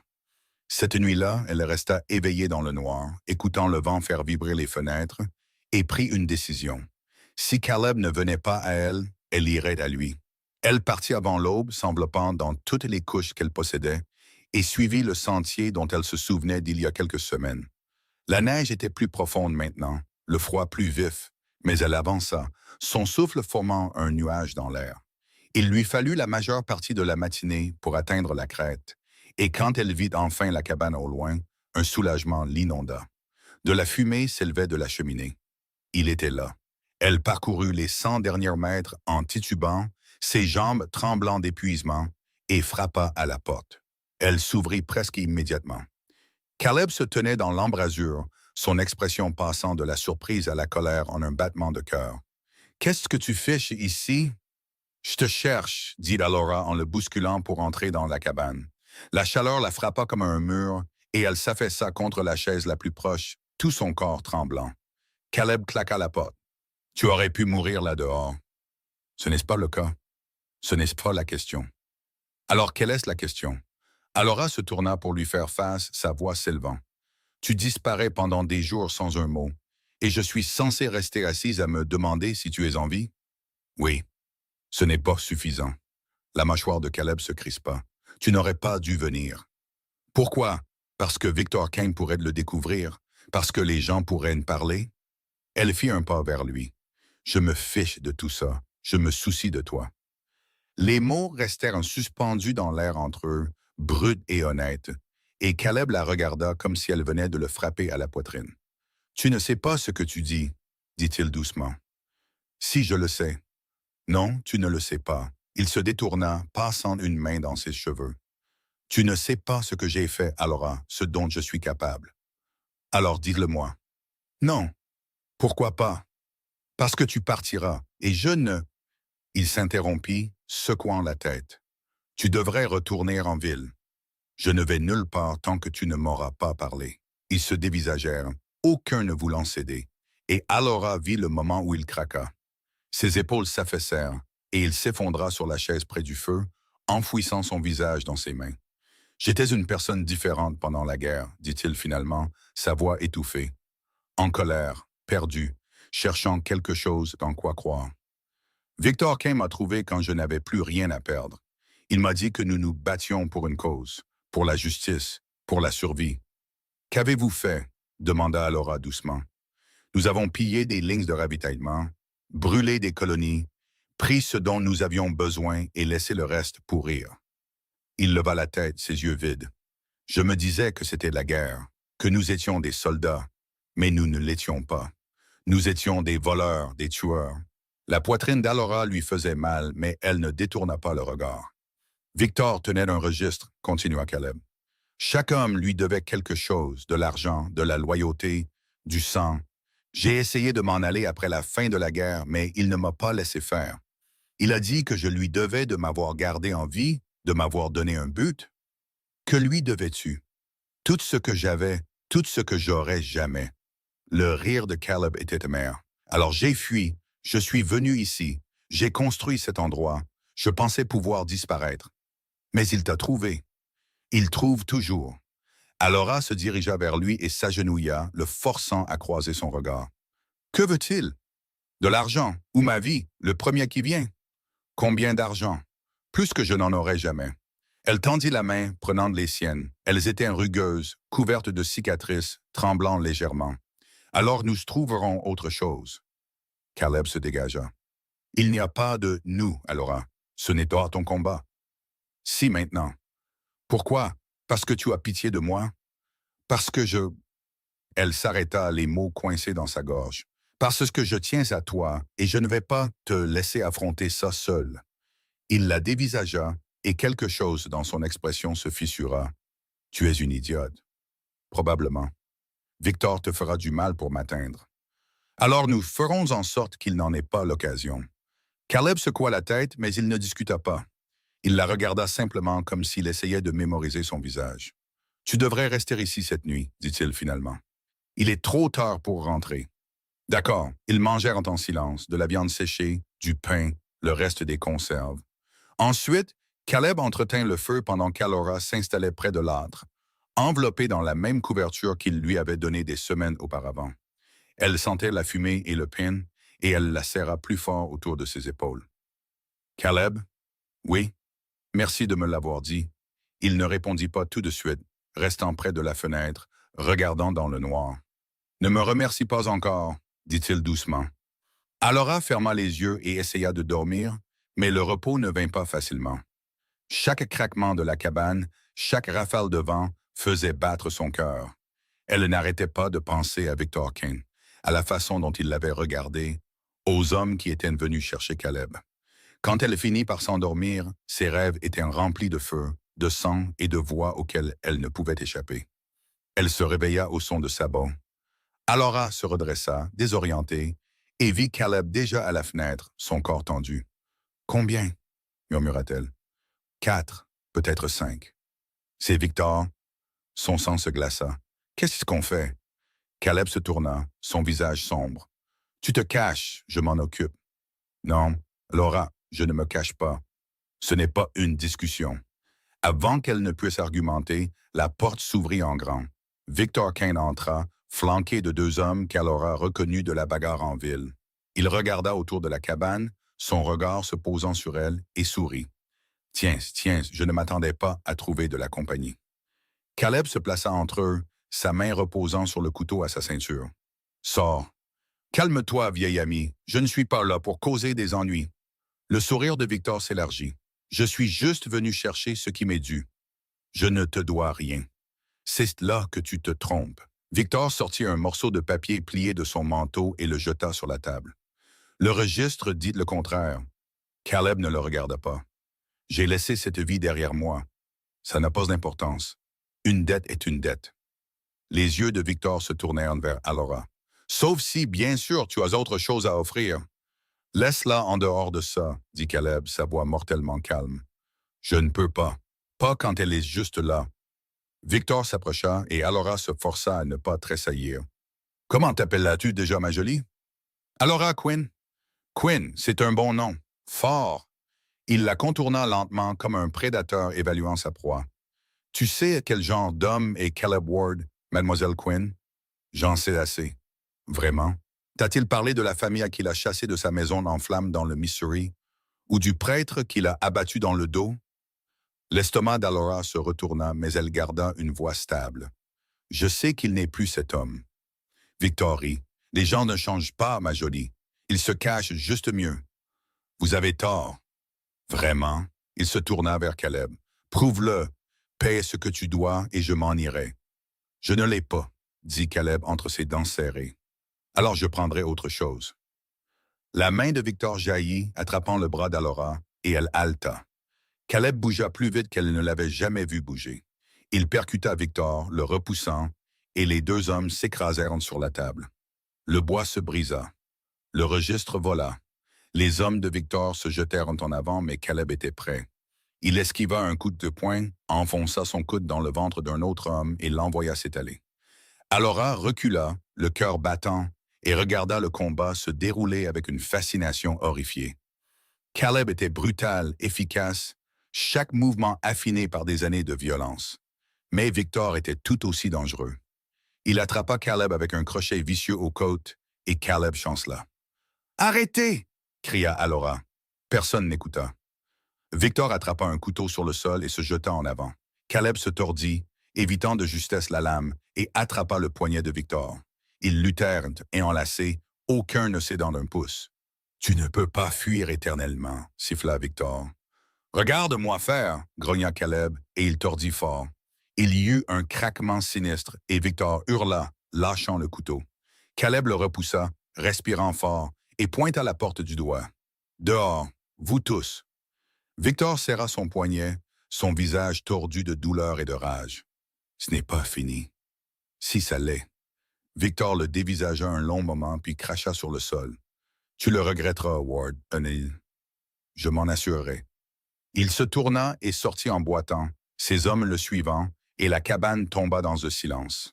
Caleb se tenait dans les décombres, sa poitrine se soulevant, du sang coulant d'une coupure au-dessus de son œil. Alora se dirigea vers lui, ses mains tremblantes. « Tu vas bien? »« Je vais bien. »« Tu saignes. Ce n'est rien. » Elle attrapa son visage, le forçant à la regarder. « Ce n'est pas rien. Assieds-toi. » Il ne discuta pas, s'affaissant simplement sur la chaise près du feu, et à l'aurora, elle ira chercher de l'eau et un chiffon, nettoyant la blessure avec des mains tremblantes. « Je suis désolé, » dit Caleb doucement. « Pourquoi? »« Pour t'avoir entraîné là-dedans. »« Tu ne m'as entraîné nulle part. Je suis venu de mon plein gré. »« Tu n'aurais pas dû. »« Peut-être pas, mais je l'ai fait. » Elle finit de nettoyer la coupure et s'assit, croisant son regard. « Nous devons retourner en ville. »« Non. »« Caleb, Victor me suivra là-bas. Il fera du mal aux gens pour m'atteindre. Je ne mettrai pas la ville en danger. »« Alors que suggères-tu? » Il resta silencieux un long moment, puis « Je pars. Ce soir, je vais vers le nord. Victor me suivra et tu seras en sécurité. » La poitrine d'Alora se serra. « Non. »« Alora. » J'ai dit non. Elle attrapa ses mains, les serrant fort. « Tu ne fuis plus. Nous affronterons ça ensemble. »« Tu ne comprends pas. »« Je comprends parfaitement. Tu penses me protéger en partant, mais tout ce que tu fais, c'est prouver que Victor a raison, que tu es toujours l'homme qui fuit, qui se cache. » Caleb tressaillit comme si elle l'avait giflé. « Je sais que tu vaux mieux que ça, » continua Alora, sa voix plus douce maintenant. « Je l'ai vu, la façon dont tu m'as sauvé. La façon dont tu vis ici, essayant de construire quelque chose de bien. Tu n'es pas l'homme que Victor dit que tu es. Comment le sais-tu? Parce que cet homme-là ne se serait pas soucié que je vive ou que je meure dans cette tempête. Et toi si. » Caleb la regarda et elle vit la guerre faire rage derrière ses yeux. La peur, le doute, l'espoir. « Si je reste, dit-il lentement, des gens seront blessés. Si tu pars, tu n'arrêteras jamais de fuir et Victor trouvera juste quelqu'un d'autre à tourmenter. Que veux-tu que je fasse? Tiens bon, basse-toi, montre-lui que tu n'as plus peur. » Caleb secoua la tête. « J'ai eu peur toute ma vie, Alora. » Alors il est peut-être temps d'arrêter. Il la dévisagea un long moment et elle vit quelque chose changer dans son expression. Pas de la certitude exactement, mais de la détermination. « D'accord, dit-il doucement. Je resterai. Mais si ça tourne mal, ça n'arrivera pas. Tu n'en sais rien. » « Non, mais je le crois quand même. » La bouche de Caleb tressaillit, presque un sourire. « Tu es vraiment une idiote. » Il en faut une pour en reconnaître un. Cette fois, il sourit. Petit, fugace, mais réel. Ils partirent aux premières lueurs, montant à deux sur le cheval de Caleb et atteignirent Spring Hollow en milieu de matinée. La ville était étrangement calme, les rues vides, et Alora sentit un malaise lui picoter la nuque. « Quelque chose ne va pas, » murmura-t-elle. Caleb hocha la tête. « Reste près de moi. » Ils descendirent de cheval près de l'école et Alora vit Anna courir vers eux, le visage pâle. « Dieu merci, vous êtes de retour, » haleta Anna. Les hommes de Victor Kane, ils sont passés en ville la nuit dernière, ont cassé des fenêtres au magasin général, menacé Margaret, dit qu'ils vous cherchaient. La mâchoire de Caleb se crispa. Quelqu'un a été blessé? Pas encore, mais les gens ont peur, Alora. Ils disent que vous nous avez attiré ça, que Caleb devrait partir avant que ça n'empire. Il ne part pas, dit fermement Alora. Alors qu'allez-vous faire? Avant qu'Alora ne puisse répondre, une voix retentit de l'autre côté de la rue. Le voilà. Alora se tourna et vit une foule se rassembler. Des hommes, des femmes, même quelques enfants. Ils avaient l'air en colère, effrayés. Margaret se tenait à l'avant, les bras croisés. « Nous voulons des réponses, Ward, » dit Margaret. « Qu'est-ce que Victor Kane sait pour vous? » Caleb s'avança, les mains ballantes. « C'est un homme de mon passé, un que j'essaie de laisser derrière moi. Eh bien, il est là maintenant et il fait des menaces. Je sais. Alors qu'allez-vous faire à ce sujet? » Caleb regarda la foule, puis Alora. Elle hocha la tête silencieusement, l'encourageant. « Je vais l'affronter, » dit Caleb, « et je vais mettre fin à tout ça. Mais j'ai besoin de votre aide. » La foule murmura, incertaine. « Pourquoi devrions-nous vous aider? » cria Thomas Reed. « Est-ce vous qui avez amené ces ennuis ici? Parce que si vous ne le faites pas, Victor continuera de venir. Il continuera de prendre, de faire du mal jusqu'à ce qu'il ne reste plus rien. » La voix de Caleb était stable, forte. « Je ne vous demande pas de vous battre pour moi. Je vous demande de vous battre pour votre ville, vos familles, vous-même. » Silence, puis lentement, un homme s'avança. D'âge moyen, de la taille de Caleb, mais plus mince, il tendit la main. « Je suis avec vous, » dit-il. Caleb la serra et Alora vit un éclair de soulagement sur son visage. Un autre homme s'avança, puis un autre. Des femmes aussi, pas tout le monde, mais assez. Margaret les regarda, son expression indéchiffrable. Finalement, elle soupira. « Très bien, nous aiderons. Mais si ça tourne mal, Ward, vous êtes seul. » Marché conclu. La foule commença à se disperser et Alora laissa échapper un souffle qu'elle n'avait pas réalisé qu'elle retenait. Anna apparut à ses côtés, souriant. « Tu as réussi. »« Caleb a réussi, » corrigea Alora. « Non, vous deux. » Alora regarda Caleb qui parlait doucement avec les hommes qui s'étaient portés volontaires et sentit quelque chose de chaud s'installer dans sa poitrine. Peut-être qu'ils avaient une chance, après tout. Les 2 jours suivants passèrent en un éclair de préparation. Caleb organisa les hommes, leur apprenant comment fortifier la ville, où se positionner, comment se battre si nécessaire.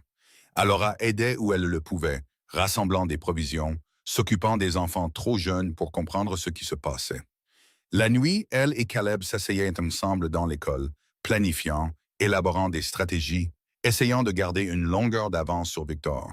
« Il viendra avec plus d'hommes cette fois, » dit Caleb en étudiant la carte approximative qu'il avait dessinée de la ville. « Il ne fera pas 2 fois la même erreur. » « Combien penses-tu? 10? Peut-être 12? Nous ne sommes pas si nombreux. »« Je sais. » Alora se mordit la lèvre, réfléchissant. « Et si nous ne l'affrontions pas de front? Et si nous le faisions venir à nous? » Caleb leva les yeux, intéressé. « Comment? Victor te veut, n'est-ce pas? Alors donne-lui ce qu'il veut. Tends-lui un piège. » « En m'utilisant comme appât? » « Oui. » Caleb resta silencieux un long moment, puis il hocha la tête. « Ça pourrait marcher. Ça doit marcher. » Il tendit la main par-dessus la table et prit la sienne. « Si ça tourne mal, ça n'arrivera pas. Alora, je sais que c'est dangereux, mais nous n'avons pas le choix. » Elle serra sa main. « Nous sommes dans le même bateau, tu te souviens? » L'expression de Caleb s'adoucit. « Je me souviens. » Ils restèrent ainsi un moment, les mains jointes, le feu crépitant dans le poêle, et Alora sentit quelque chose changer entre eux.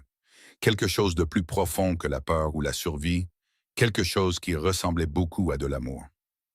Victor arriva le 3e jour.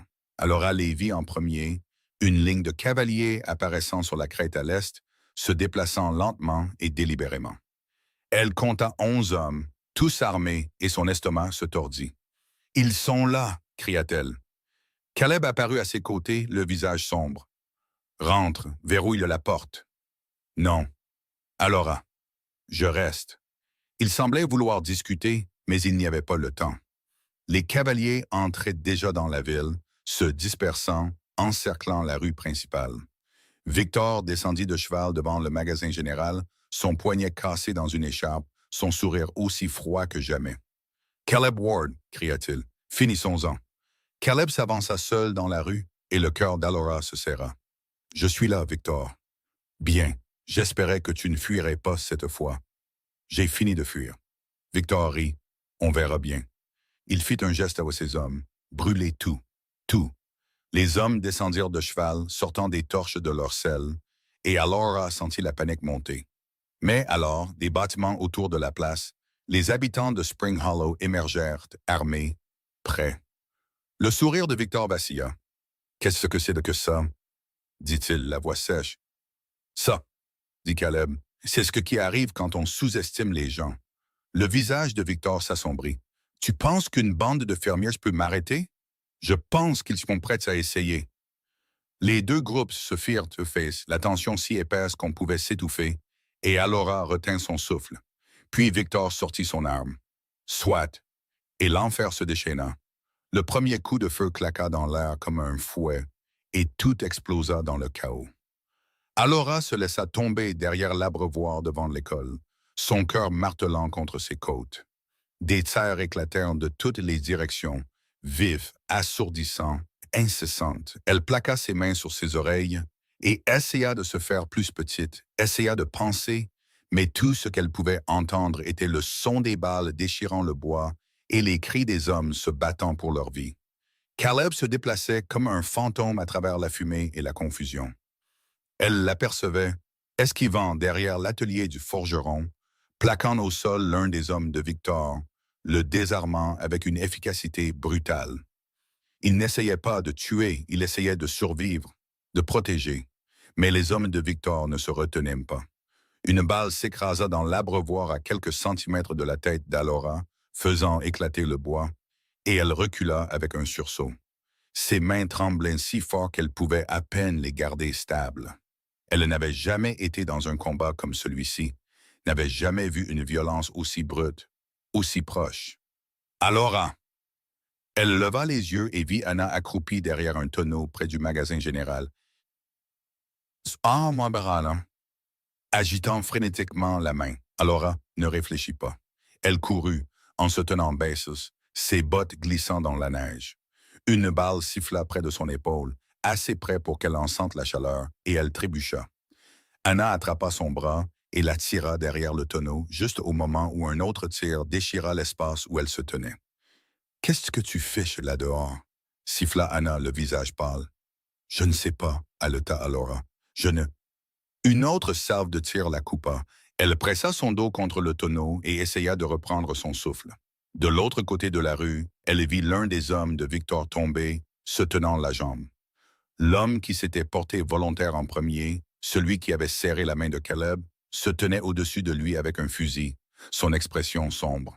« Ils tiennent bon », dit Anna, la voix tendue, mais à peine. Alora jeta un coup d'œil autour du tonneau. Les habitants de Spring Hollow se battaient avec acharnement, mais ce n'étaient pas des soldats. C'étaient des fermiers, des commerçants, des familles, et les hommes de Victor étaient des tueurs entraînés. Ce n'était pas un combat loyal.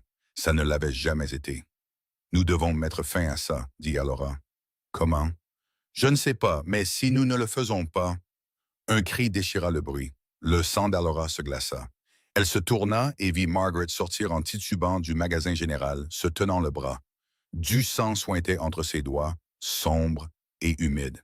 « Margaret! » Anna commença à bouger, mais Alora l'attrapa.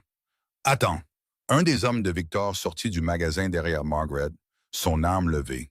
Il était jeune, peut-être 20 ans, avec un sourire cruel qui retourna l'estomac d'Alora. « Jetez vos armes » cria l'homme, sa voix portant par-dessus les tirs. « Où la vieille y passe ?» Les tirs ralentirent, s'arrêtèrent. Le silence qui suivit fut pire que le bruit. Caleb sortit de derrière l'atelier du forgeron, les mains levées. Laisse-la partir. Pas question. Elle n'a rien à voir avec ça. La moitié des gens ici non plus, dit le jeune homme, pressant le canon de son arme contre la tempe de Margaret. Mais ce n'est pas mon problème. Le visage de Margaret était blanc de douleur et de fureur. Tirez-lui dessus, Ward. N'osez pas céder à ça. L'homme la frappa avec la crosse de son arme et elle s'effondra. La vision d'Alora devint rouge. Non. Elle se dégagea d'Anna et courut dans la rue, sa peur engloutie par la rage. Laura, non. La voix de Caleb, vive et désespérée, mais elle n'écoutait pas. Elle atteignit Margaret et tomba à genoux, pressant ses mains contre la blessure. Le sang était chaud, collant, et les yeux de Margaret papillonnèrent. « Stupide fille, marmonna Margaret. Tu aurais dû rester cachée. »« Tais-toi, dit Alora, sa voix tremblante. Tu vas t'en sortir. » Le jeune homme rit, touchant, vraiment. Il pointa son arme sur Alora. « Mais je crois qu'on a fini ici. » Caleb bougea. Il fut rapide, plus rapide que l'homme ne s'y attendait. Il parcourut la distance en 3 enjambées, écarta l'arme et enfonça son poing dans la mâchoire de l'homme. L'homme tomba lourdement et Caleb repoussa l'arme d'un coup de pied, sa poitrine se soulevant. « Mettez-la à l'intérieur, dit-il à Alora, sans quitter des yeux l'homme à terre. Alora et Anna portèrent à moitié Margaret dans le magasin général. À l'intérieur, il faisait sombre et froid, les étagères saccagées, le sol jonché de verres brisés. Anna déchira des bandes de sa jupe et les pressa contre la blessure de Margaret pendant qu'Alora la maintenait stable. « Tu es plus coriace que tu n'en as l'air, » dit Margaret, sa voix faible mais teintée de quelque chose qui aurait pu être de l'approbation. « Toi aussi, » dit Alora. Dehors, les tirs reprirent. La voix de Victor déchira le chaos, vive et moqueuse. « Tu ne peux pas gagner, Caleb. Tu le sais, je le sais. Alors pourquoi ne pas arrêter de faire perdre du temps à tout le monde et me donner ce que je veux? »« Que veux-tu? » cria Caleb en retour. « Toi, ta vie, ta souffrance. » Une pause. Où la ville brûle, à toi de choisir. Alora sentit un frisson glacial lui parcourir les veines. Elle regarda Anna, qui était pâle et tremblante, puis Margaret, qui était à peine consciente. « Il n'abandonnera pas, » murmura Anna. « Je sais. » « Alors qu'est-ce qu'on fait? » L'esprit d'Alora s'emballa. Ils ne pouvaient pas continuer à se battre comme ça. Victor avait plus d'hommes, plus d'armes, plus d'expérience. Les habitants de Spring Hollow étaient courageux, mais le courage ne vous mène que jusqu'à un certain point. Ils avaient besoin d'une stratégie différente. Elle se leva et se dirigea vers la fenêtre, regardant à travers une fente dans les volets. Victor se tenait au milieu de la rue, flanqué de ses hommes restants, 6 d'entre eux, peut-être 7. Caleb était quelque part à gauche, caché derrière l'écurie de louage. Les autres habitants s'étaient mis à l'abri dans les bâtiments environnants, mais ils étaient coincés. Le regard d'Alora se posa sur l'église à l'autre bout de la rue. Son clocher s'élevait bien au-dessus des autres bâtiments, et de là, on pouvait voir toute la ville. Une idée germa. « Anna, dit-elle, sais-tu tirer, hein? » Anna cligna des yeux. « Quoi? Une arme? Sais-tu tirer avec une arme? » Oui, mon père m'a appris quand j'étais jeune. Pourquoi? J'ai besoin que tu ailles au clocher de l'église. Prends un fusil. Si tu peux voir les hommes de Victor de là-haut, tu peux les coincer. Les yeux d'Anna s'écarquillèrent. C'est de la folie. C'est la seule chance que nous ayons. Qu'est-ce que tu vas faire? La mâchoire d'Alora se crispa. Je vais sortir Caleb de là. Avant qu'Anna ne puisse argumenter, Alora se glissa par la porte arrière du magasin général et dans la ruelle. Le froid la frappa comme un poing, mais elle l'ignora, se déplaçant rapidement le long de l'arrière des bâtiments. Elle pouvait entendre les tirs, plus proches maintenant, et le son des hommes qui criaient. Elle atteignit l'écurie de louage et se faufila à l'intérieur. L'odeur de foin et de chevaux lui emplit les narines, et elle vit Caleb accroupi près de la porte, rechargeant son revolver. « Alora! » Il se retourna, les yeux écarquillés. « Qu'est-ce que tu fais ici? Te sauver de toi-même. Ce n'est pas... Je m'en fiche. » Elle attrapa son bras. « Écoute-moi, Victor te veut, alors donne-lui ce qu'il veut. » Caleb la dévisagea. « Es-tu folle? »« Non, je suis sérieuse. Tu sors, les mains en l'air, et tu te rends. »« Laura, laisse-moi finir. » Elle prit une profonde inspiration. « Tu te rends. » Il baissera sa garde, et pendant qu'il sera distrait, Anna et les autres élimineront ces hommes. C'est un plan horrible. C'est le seul plan que nous ayons. Caleb secoua la tête. Il me tuera à la seconde où je sortirai. Il ne le fera pas. Pas tout de suite. Il veut d'abord te faire souffrir. Tu l'as dit toi-même. Et tu penses que ça nous donne assez de temps? Je pense que c'est notre seule chance. Ils se regardèrent, le poids de la décision suspendu entre eux. Dehors, les tirs avaient de nouveau ralenti et Alora pouvait entendre la voix de Victor lançant des provocations. « Si ça ne marche pas, commença Caleb. Ça marchera. Tu, tu n'en sais rien. Non, mais j'ai confiance en toi. » Elle leva la main et lui prit le visage, le forçant à croiser son regard. « Et tu dois me faire confiance. » La mâchoire de Caleb se contracta. Puis lentement, il hocha la tête. « D'accord. » Alora sentait un soulagement l'inonder, mais il fut de courte durée. Caleb s'écarta et se dirigea vers la porte, et elle attrapa son poignet.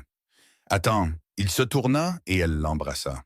C'était rapide, désespéré, plein de toutes les choses qu'elle ne savait pas comment dire.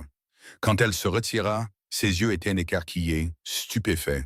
« Ne meurs pas, dit-elle. Je ferai de mon mieux. » Puis il fut parti, sortant dans la rue les mains levées. « Victor !» La voix de Caleb retentit, claire et forte. « Tu me veux? Me voilà. » La rue devint silencieuse. Alora se pressa contre le mur de l'écurie, son cœur battant si fort qu'elle crut qu'il allait lui briser les côtes. Elle ne pouvait pas voir Caleb d'ici, mais elle pouvait entendre la réponse de Victor. « Tiens, tu as enfin retrouvé la raison? Tu as dit que si je me rendais, tu laisserais la ville tranquille. »« Ai-je dit ça? » La voix de Victor était empreinte d'amusement. « Je ne me souviens pas avoir fait de promesse. Alors je vais t'en faire une. » La voix de Caleb était stable, inébranlable. « Si tu touches à qui que ce soit d'autre ici, je m'assurerai que tu le regrettes. » Victor rit. De grands mots pour un homme sans moyen de pression. « J'ai plein de moyens de pression. Je sais où tu gardes ton argent, les routes que tu utilises, les gens que tu as soudoyés. Si tu me tues, tout ça ira au Marshal territorial. » Silence, puis « Tu bluffes. Essaye-moi. » Alora retint son souffle. C'était le moment. Si Victor le croyait, s'il hésitait ne serait-ce qu'une seconde, un coup de feu retentit du clocher de l'église. Un des hommes de Victor tomba, se tenant l'épaule. Un autre tire. Un autre homme tomba. Le chaos éclata. Victor se tourna vers l'église, son visage tordu de rage, et Caleb se jeta sur lui. Il plaqua Victor au sol et les deux hommes luttèrent une dent de neige, les poings volants. Les hommes restants se dispersèrent, essayant de trouver un abri, mais les habitants étaient prêts. Ils sortirent des bâtiments, les fusils levés, et le vent tourna. Alora courut dans la rue, les poumons en feu, et vit Caleb clouer Victor au sol, son avant-bras pressé contre la gorge de l'autre homme. « C'est fini, » dit Caleb, sa voix basse et dangereuse. Victor rit, même en luttant pour respirer. « Tu penses que c'est fini? Tu penses que tu as gagné? »« Oui, je le pense. »« Alors tu es un idiot, je reviendrai, je reviens toujours. » Caleb se pencha plus près. Pas cette fois. Il arma son poing et le projeta au visage de Victor. Une fois, deux fois. La tête de Victor bascula en arrière et il devint flasque. Caleb se releva en titubant, respirant fort, et regarda autour de lui. Le combat avait cessé. Les hommes de Victor étaient à terre ou en fuite, et les habitants se tenaient dans la rue, meurtris et ensanglantés, mais vivants. Alors elle l'atteignit, et il la prit dans ses bras, la serrant si fort qu'elle pouvait à peine respirer. « Tu es folle, » marmonna-t-il contre ses cheveux. « Je sais. C'était le pire plan que j'ai jamais entendu. Mais il a fonctionné. » Il se recula, la regardant avec quelque chose qui aurait pu être de l'admiration. Oui, il a fonctionné. Autour d'eux, la ville commença à s'animer. Les gens sortirent de leurs cachettes, prenant des nouvelles les uns des autres, soignant les blessés. Margaret fut transportée hors du magasin général sur une civière improvisée, toujours consciente, toujours en train de jurer. Anna descendit du clocher, la main tremblante mais le sourire large. C'était fini. Mais le coup était inscrit sur chaque visage, chaque fenêtre brisée et le sang tachant la neige. La ville se rassembla à l'église ce soir-là. Margaret était assise au premier rang, le bras bandé, le visage pâle mais défiant. Anna se tenait à côté de son mari, leur fille s'agrippant à sa jupe. Les hommes qui s'étaient battus étaient dispersés dans la salle, certains soignant leurs blessures, d'autres fixant simplement le vide. Caleb se tenait à l'avant et Alora était assise à l'arrière, le regardant. « Je vous dois à tous des excuses, dit Caleb, la voix rauque. J'ai amené ces ennuis à votre porte. J'aurais dû partir dès que Victor est apparu. Vous avez sacrément raison, cria Thomas Reed. Quelques personnes murmurèrent leur accord, mais Margaret les coupa. Tais-toi, Thomas. Elle se leva, grimaçant, et fixa Caleb d'un regard dur. Ward n'a pas amené ses ennuis ici, c'est Victor Kane qui l'a fait. Et c'est Ward qui s'est levé et s'est battu. Comme vous tous. N'allez pas le blâmer pour quelque chose qui n'était pas de sa faute. Thomas fronça les sourcils mais ne dit rien. Un autre homme prit la parole, celui qui avait serré la main de Caleb. Qu'est-ce qui se passe maintenant? Les hommes de Victor se sont dispersés, mais ils vont se regrouper. Revenir. Ils ne le feront pas, dit Caleb. Victor est fini. Je l'emmène au Marshal territorial demain matin. Il sera pendu pour ce qu'il a fait. Et si ces hommes viennent pour se venger? Ils ne le feront pas. Sans Victor, ce ne sont qu'une bande de lâches cherchant de l'argent facile. Ils passeront à autre chose. Vous en êtes sûr? Demanda Thomas. Non, admet Caleb, mais je m'assurerai qu'ils sachent que Spring Hollow n'en vaut pas la peine. La salle resta silencieuse un moment, puis Margaret hocha la tête. Ça me suffit. Lentement, d'autres hochèrent la tête aussi, pas tout le monde, mais assez. La réunion se termina et les gens sortirent dans la nuit froide. Alora attendit que la salle soit presque vide, puis se dirigea vers Caleb. « Tu vas bien? » demanda-t-elle. « Je ne sais pas. » Il regarda autour de lui dans l'église, les bancs vides, la lumière vacillante des bougies. « J'ai passé des années à fuir ça, et maintenant c'est fini, et je ne sais pas quoi faire. »« Tu commences à reconstruire, » dit Alora. « Comme nous tous. Tu penses qu'ils me laisseront rester? » « Je pense que tu as gagné ce droit aujourd'hui. » Caleb la regarda et elle vit le doute persister dans ses yeux. « Et si je ne suis pas faite pour ça? Pour vivre entourée de gens? Pour faire partie de quelque chose? Alors tu trouveras la solution, un jour à la fois. » Il resta silencieux un long moment, puis il tendit la main et prit la sienne. « Tu m'aideras? » La poitrine d'Alora se serra. Toujours. Ils restèrent là ensemble dans l'église silencieuse, se tenant de la main, et pour la première fois depuis des semaines, Alora sentit quelque chose comme la paix. Le lendemain matin, Caleb chargea Victor sur un chariot et partit pour la capitale territoriale. Il lui faudrait 3 jours pour y arriver, peut-être 4, et Alora le regarda partir avec un nœud à l'estomac. « Il reviendra, » dit Anna, apparaissant à ses côtés. « Comment le sais-tu? » « Parce qu'il a une raison de revenir maintenant. » Alora voulait la croire, mais le doute était une chose difficile à chasser. Elle se jeta dans son travail. L'école avait besoin de réparations après le combat, des fenêtres cassées, des impacts de balles dans les murs. Elle rafistola ce qu'elle pouvait et fit des listes de ce qu'elle ne pouvait pas.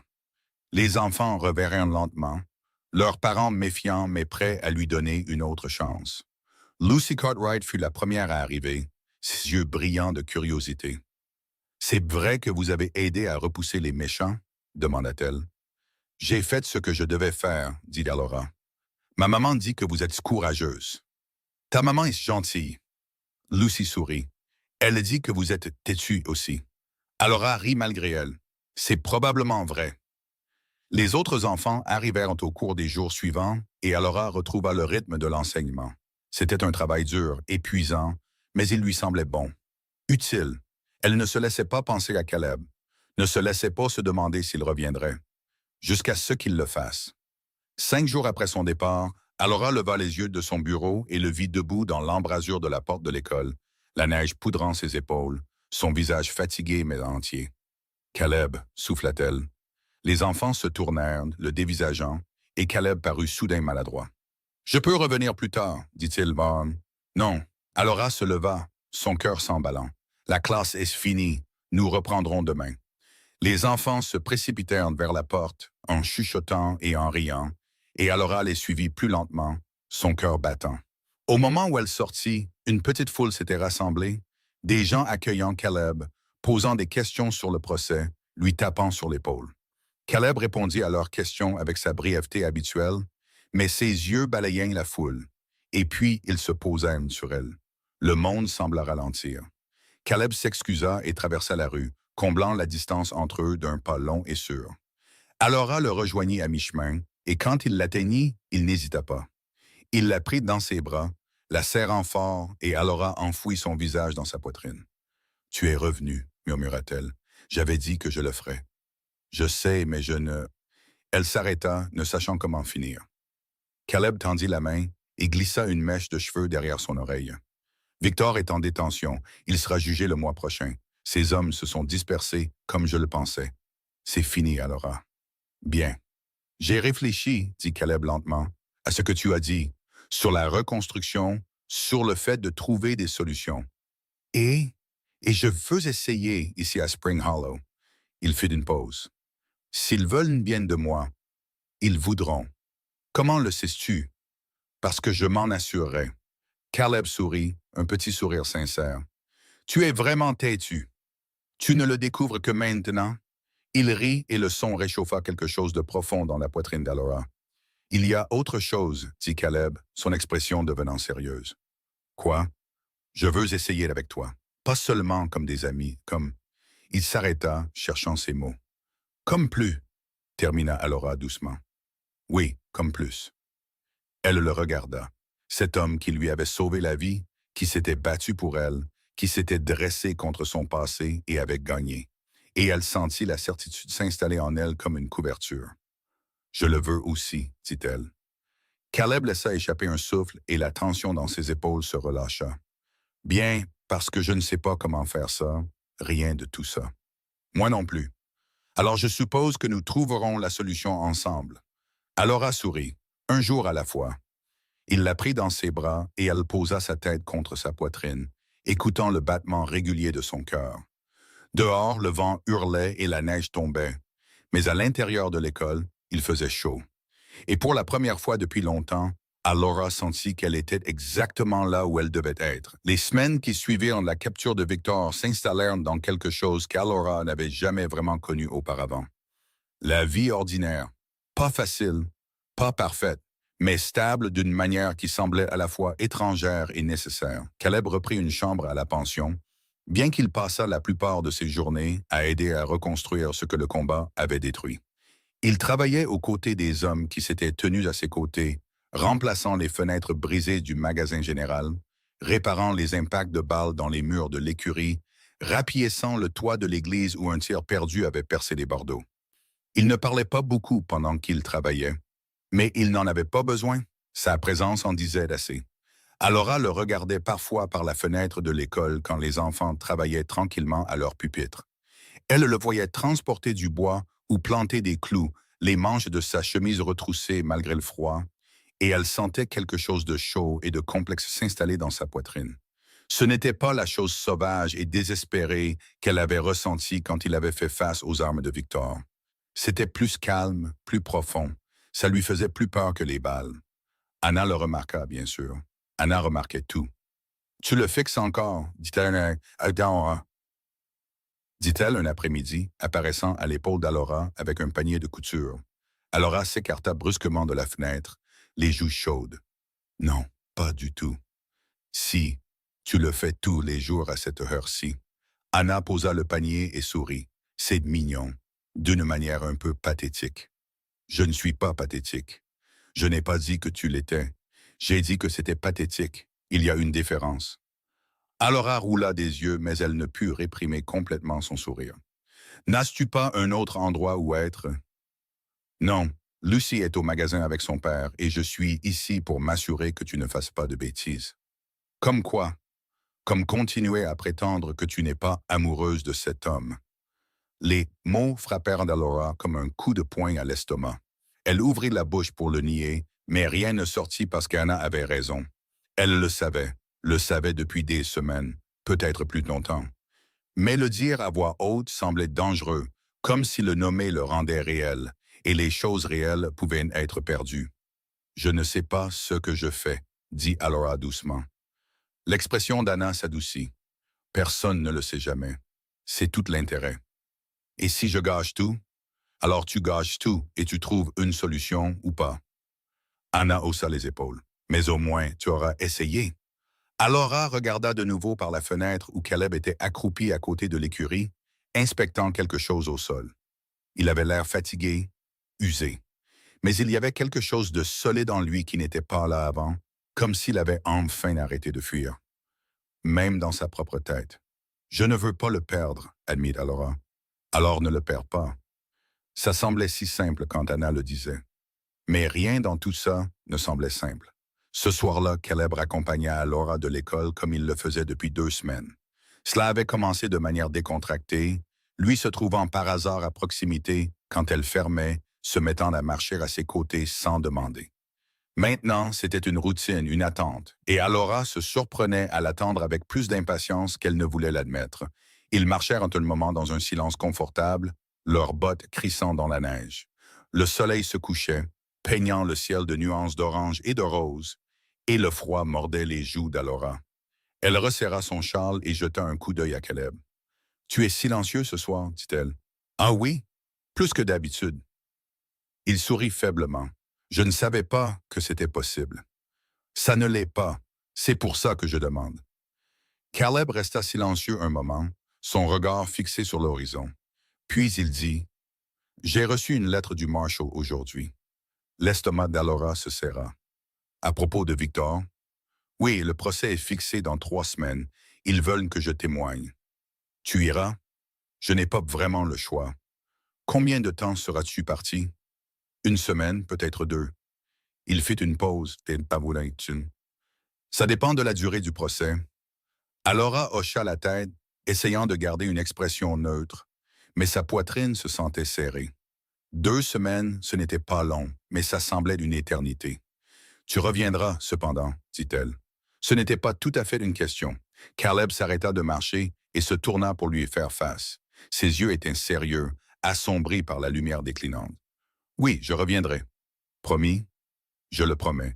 Alora voulait le croire, et elle le croyait, en grande partie, mais il y avait une petite partie têtue d'elle qui murmurait des doutes, qui lui rappelait avec quelle facilité les gens pouvaient partir, avec quelle rapidité les choses pouvaient s'effondrer. Caleb tendit la main et prit la sienne, ses doigts chauds malgré le froid. « Je ne vais nulle part, Alora, plus maintenant. »« Comment le sais-tu? »« Parce que j'ai une raison de rester maintenant. » Son souffle se coupa. « Quelle raison? » Il la regarda comme si la réponse aurait dû être évidente. « Toi. » Le mot resta suspendu entre eux, simple et honnête, et Alora sentit quelque chose se fissurer à l'intérieur de sa poitrine. Elle voulait répondre quelque chose d'aussi honnête, mais les mots s'emmêlèrent dans sa gorge. Alors, à la place, elle s'avança et l'embrassa. C'était différent du baiser dans l'écurie, moins désespéré, plus délibéré. La main de Caleb se leva pour lui prendre le visage, son pouce caressant sa joue, et Alora sentit le monde se rétrécir à eux deux. Le froid, la ville, la peur, tout s'estompa. Quand ils se séparèrent enfin, Caleb souriait au sommet bite. Pas la chose faible et gardée qu'il portait habituellement, mais quelque chose de réel, d'instable et de entièrement sien. « Il t'a fallu du temps, dit-il lorsqu'il Alora rit, à bout de souffle. « Tais-toi. Fais-moi taire. » Alors elle l'embrassa à nouveau. Ils restèrent à milieu de la rue, alors que le soleil se couchait et que les étoiles commençaient à apparaître. Et pour la première fois de sa vie, Alora sentit qu'elle était exactement là où elle devait être. Les jours précédant le départ de Caleb furent à la fois trop rapides et trop lents. Alora se jeta dans l'enseignement, préparant des leçons, corrigeant des devoirs, restant assez occupée pour ne pas avoir à penser au vide qu'il laisserait derrière lui. Mais la nuit, quand l'école était ombre et que le feu baissait, les pensées s'infiltraient quand même. Et si le procès se passait mal? Et si les hommes de Victor venaient se venger de Caleb? Et s'ils ne revenaient pas? Elle détestait la peur, détestait comment elle la faisait se sentir petite et impuissante. Mais elle ne pouvait pas s'en défaire. La veille du départ de Caleb, il vint à l'école après le dîner. Alora était assise à son bureau, fixant une pile de papier qu'elle ne lisait pas vraiment, quand elle entendit frapper. « C'est ouvert !» cria-t-elle. Caleb entra, des flocons de neige poudrant ses cheveux et ses épaules. Il avait l'air incertain, comme s'il n'était pas sûr de devoir être là, et Alora sentit sa poitrine se serrer. Salut, dit-elle. Salut. Il ferma la porte derrière lui et se dirigea vers le poêle, tendant ses mains vers la chaleur. J'ai pensé passer, m'assurer que tu allais bien. Je vais bien. Tu es une très mauvaise menteuse. Alora posa son stylo et soupira. J'ai peur. C'est ce que tu veux entendre? Non, mais c'est honnête. Caleb se tourna pour lui faire face, son expression sérieuse. Tu n'as pas besoin d'avoir peur, Alora. Je reviendrai. Tu n'arrêtes pas de le dire. Parce que c'est vrai. Mais et si quelque chose arrive? Et si? Ça n'arrivera pas. Il se dirigea vers elle et s'accroupit à côté de sa chaise, prenant ses mains dans les siennes. Je sais que tu as peur, moi aussi. Mais j'ai bossé toute ma vie à fuir les choses et j'en ai fini. Je ne fuis pas ça, je ne te fuis pas. La gorge d'Alora lui faisait mal. Je ne sais pas comment faire ça. Faire quoi? Tenir à quelqu'un à ce point, croire qu'il ne partira pas. La prise de Caleb se resserra. Je ne pars pas, pas comme tu le penses. J'irai au procès, je témoignerai, et puis je reviendrai directement ici. À toi. Et ensuite? Ensuite, nous trouverons la solution ensemble. Alora le regarda, cet homme qui l'avait tiré d'un blizzard, qui s'était battu pour elle, qui s'était dressé contre son passé et avait gagné, et sentit la peur se relâcher légèrement. D'accord, dit-elle doucement. D'accord, d'accord, j'ai confiance en toi. Caleb sourit et c'était la plus belle chose qu'elle ait jamais vue. Il resta avec elle cette nuit-là, pas de la manière qui aurait scandalisé la ville, mais simplement assis à côté d'elle près du feu, parlant de rien et de tout. Il lui parla de la cabane qu'il voulait construire au printemps, de la vie qu'il voulait se faire, et elle lui parla de l'école qu'elle voulait développer, des enfants qu'elle voulait enseigner. Ils parlèrent jusqu'à ce que le feu se réduise à des braises. Et quand Caleb se leva enfin pour partir, Alora le raccompagna à la porte. « Sois prudent, dit-elle, je le serai. Et reviens, je le promets. » Il l'embrassa une dernière fois, lentement et doucement, puis il fut parti. Alora resta dans l'embrasure de la porte, le regardant disparaître dans le noir et essaya de s'accrocher à la certitude qu'il lui avait donnée. Caleb partit à l'aube le lendemain matin et Alora n'alla pas le voir partir. Elle se dit que c'était parce qu'elle avait des leçons à préparer, des enfants à enseigner, un travail qui ne pouvait pas attendre. Mais la vérité était plus simple. Elle ne voulait pas le voir partir. Anna passa plus tard dans l'après-midi, son expression compatissante. « Tu refais ce truc. » « Quel truc? » « Le truc où tu prétends que tu vas bien alors que ce n'est clairement pas le cas. » Alora soupira. « Je ne prétends pas, je gère, c'est tout. » « Gérer quoi? Tes sentiments? Ton cœur? » Anna secoua la tête. « Ça ne marche pas comme ça, Alora. Tu ne peux pas tout enfermer et espérer que ça ne fasse pas mal. » « Je n'enferme rien. » « Vraiment? » Alora ne répondit pas parce qu'Anna avait raison. Elle avait passé si longtemps à se protéger de Chicago, de son passé, de la peur d'être à nouveau blessée, qu'elle ne savait plus comment faire autrement. « Il reviendra, dit Anna doucement. Je sais, vraiment, parce que tu agis comme quelqu'un qui est déjà en deuil. » Les mots piquèrent, mais ils étaient vrais. Alora le sentait dans sa poitrine, cette douleur creuse qui venait du fait de se préparer à la perte avant même qu'elle ne se produise. « Je ne sais pas comment arrêter, » admit-elle. Anna tendit la main et lui serra la sienne. « Tu arrêtes en choisissant de le croire chaque jour, même quand c'est difficile. Et si je me trompe? Alors tu survivras, comme tu l'as toujours fait. » Anna fit une pause. « Mais et si tu ne te trompes pas? Et s'il revient vraiment et que tu as passé tout ce temps convaincu qu'il ne le ferait pas? Tu auras gâché des semaines à être malheureuse pour rien. » Alora fixa son amie et quelque chose dans sa poitrine se desserra. « Depuis quand es-tu si sage? » »« J'ai toujours été sage. C'est toi qui ne le remarques que maintenant. » Alora rit malgré elle et ça lui fit du bien, comme si elle relâchait quelque chose qu'elle avait tenu trop serré. Les semaines passèrent lentement. Alora donnait ses cours, corrigeait des copies, assistait aux réunions du village. Elle aidait Margaret à ranger les étagères du magasin général et écoutait Thomas Reed se plaindre du temps. Elle dînait avec Anna et sa famille, jouait avec Lucy et prétendait que tout était normal. Mais la nuit, seule dans la petite pièce au-dessus de l'école, elle pensait à Caleb, au procès, à sa sécurité. Elle se disait qu'elle choisissait de le croire, qu'il reviendrait, que ce n'était pas comme avant. Certains jours, c'était plus facile que d'autres.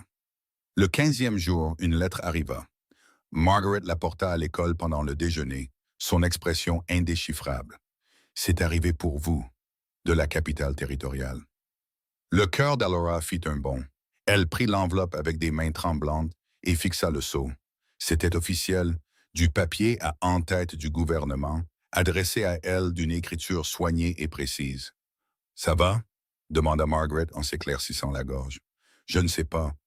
Tu veux que je reste? » Alora secoua la tête. « Non, merci. Ça ira. » Margaret hésita, puis hocha la tête et partit. Alora attendit d'être seule avant de briser le sceau. À l'intérieur se trouvait une seule feuille de papier couverte de l'écriture de Caleb. Alora, le procès s'est terminé hier. Victor a été reconnu coupable. Il sera pendu le mois prochain. Ces hommes se sont dispersés pour de bon. C'est fini. Je serai à la maison dans 3 jours, peut-être 2 si le temps me le permet. Je t'avais dit que je reviendrais. Caleb. Alora lut la lettre 3 fois, sa main tremblante, sa poitrine serrée de soulagement et de quelque chose d'autre qu'elle ne pouvait pas tout à fait nommer. Il revenait, comme il l'avait promis. Elle pressa la lettre contre sa poitrine et se laissa pleurer. Caleb revint par un après-midi froid et clair. Alora donnait une leçon d'arithmétique quand elle entendit l'agitation à l'extérieur. Des voix, des pas, le bruit d'un cheval qu'on menait à l'écurie. Les enfants le remarquèrent aussi, tendant le cou vers la fenêtre, et Alora sentit son cœur s'emballer. « Restez à vos places, dit-elle, bien que sa voix tremblât. Elle se dirigea vers la fenêtre et regarda dehors, et il était là. Caleb se tenait au milieu de la rue, son manteau poudré de neige, son visage fatigué mais entier. Il parlait à l'un des hommes qui s'étaient battus avec lui, mais son regard balayait la ville, cherchant, la cherchant. Le souffle d'Alora se coupa.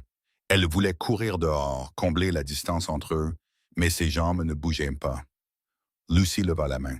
« Mademoiselle Quinn, on peut y aller? » Alora cligna des yeux. « Quoi?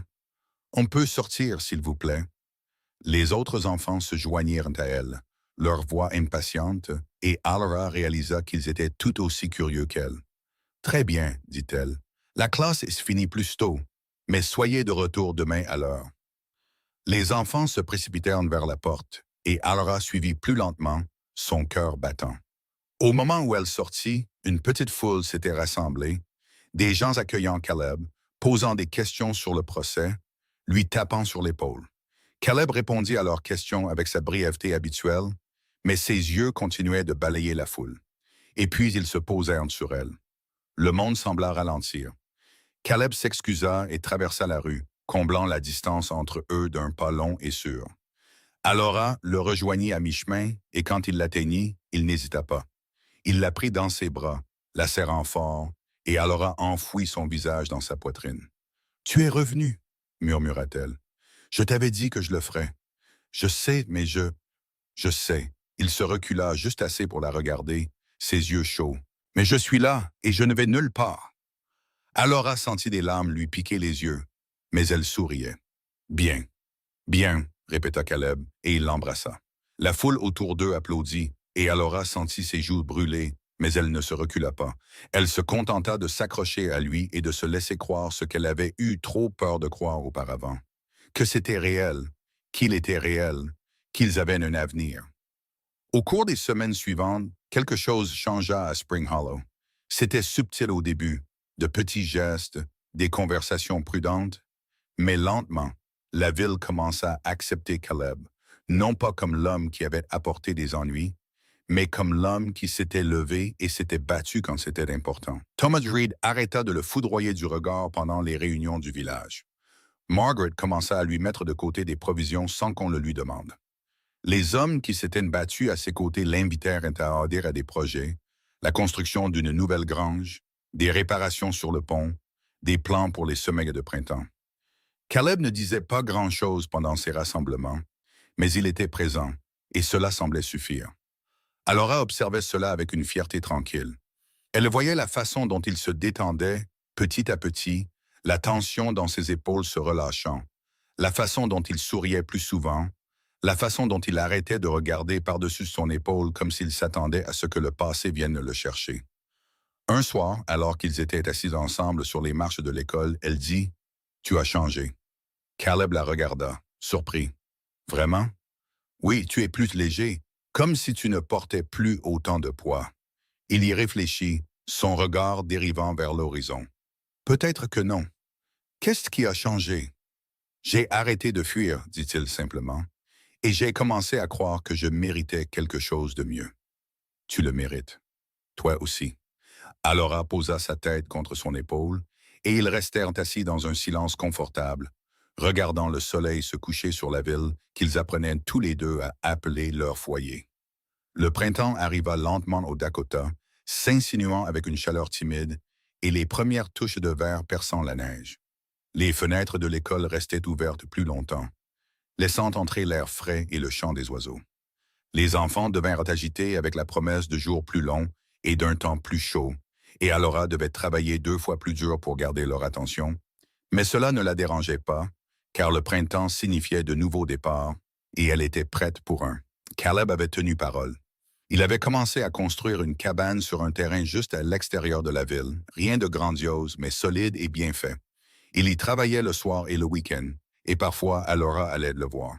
Elle aimait la façon dont il bougeait quand il travaillait, concentré et délibéré, comme si chaque clou et chaque poutre comptaient. Un samedi après-midi, elle lui apporta le déjeuner, du pain, du fromage et des fruits secs enveloppés dans un tissu. Il était sur le toit quand elle arriva, clouant des bardeaux, et il descendit quand il la vit. « Tu n'étais pas obligé de faire ça, dit-il en s'essuyant la sueur du front. Je le voulais. » Ils s'assirent ensemble à l'ombre d'un mur à moitié fini, mangeant dans un silence complice. La cabane prenait forme, 4 murs, un toit, un cadre de porte attendant une porte. C'était simple, mais c'était à lui. À eux, peut-être, si elle se laissait penser aussi loin. « Qu'en penses-tu? » demanda Caleb en hochant la tête vers la structure. « Je pense que c'est magnifique. Ce n'est pas grand-chose, mais c'est suffisant. » Il la regarda, quelque chose de non dit passant entre eux. Puis il dit, « Je veux que tu vives ici, avec moi. » Le souffle d'Alora se coupa. « Caleb, je sais que ce n'est pas fini, et je sais que nous n'en avons pas parlé, mais je ne peux pas continuer à prétendre que je ne veux pas d'une vie avec toi, une vraie. » Il tendit la main et prit la sienne. « Épouse-moi, Alora. » Le monde sembla basculer. Alora le dévisagea, son cœur battant, son esprit s'emballant. Elle pensa à Chicago, à la vie qu'elle avait laissée derrière elle, aux erreurs qu'elle avait commises et à la peur qu'elle avait portée si longtemps. Et puis elle pensa à Caleb, à la façon dont il l'avait sauvée, à la façon dont il s'était battu pour elle, à la façon dont il la regardait comme si elle était quelque chose qui valait la peine d'être gardée.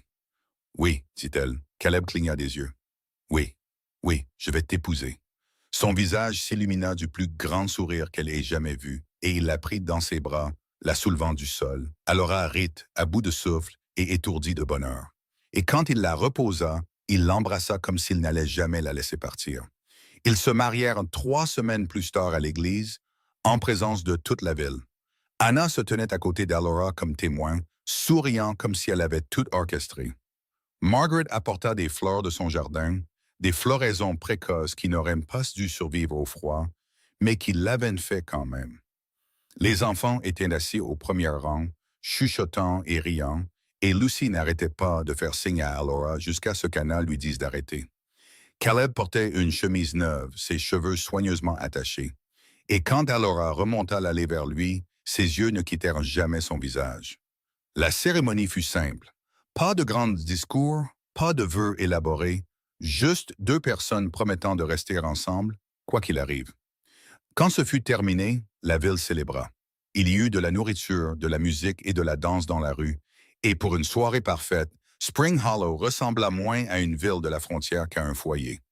Alora dansa avec Caleb sous les étoiles, sa main chaude dans la sienne, et pensa au chemin qu'ils avaient tous les deux parcouru. D'étrangers dans un blizzard à ça, une vie bâtie sur la confiance, le choix et la croyance tenace que les gens pouvaient nous changer. « À quoi penses-tu? » demanda Caleb, sa voix basse. « À la chance que j'ai. Je suis presque sûr que c'est moi le chanceux. On peut être chanceux tous les deux. » Il sourit. « Ça me va. » Ils se déplacèrent en un ensemble à la lueur des lanternes, et Alora sentit quelque chose s'installer au plus profond de sa poitrine. Pas la chose sauvage et désespérée qu'elle avait ressentie au début. Quelque chose de plus calme, de plus stable. L'amour. La cabane fut terminée au milieu de l'été. Elle n'était pas grande, mais elle était à eux. Caleb avait construit un large porche où ils pouvaient s'asseoir le soir, et Alora avait planté un petit jardin à côté de la maison. Des légumes principalement, mais quelques fleurs aussi. L'intérieur était simple. Une pièce principale avec une cheminée, une mezzanine pour dormir, une table que Caleb avait sculptée à la main. C'était plus qu'Alora n'avait jamais pensé avoir. La vie s'installa dans un nouveau rythme.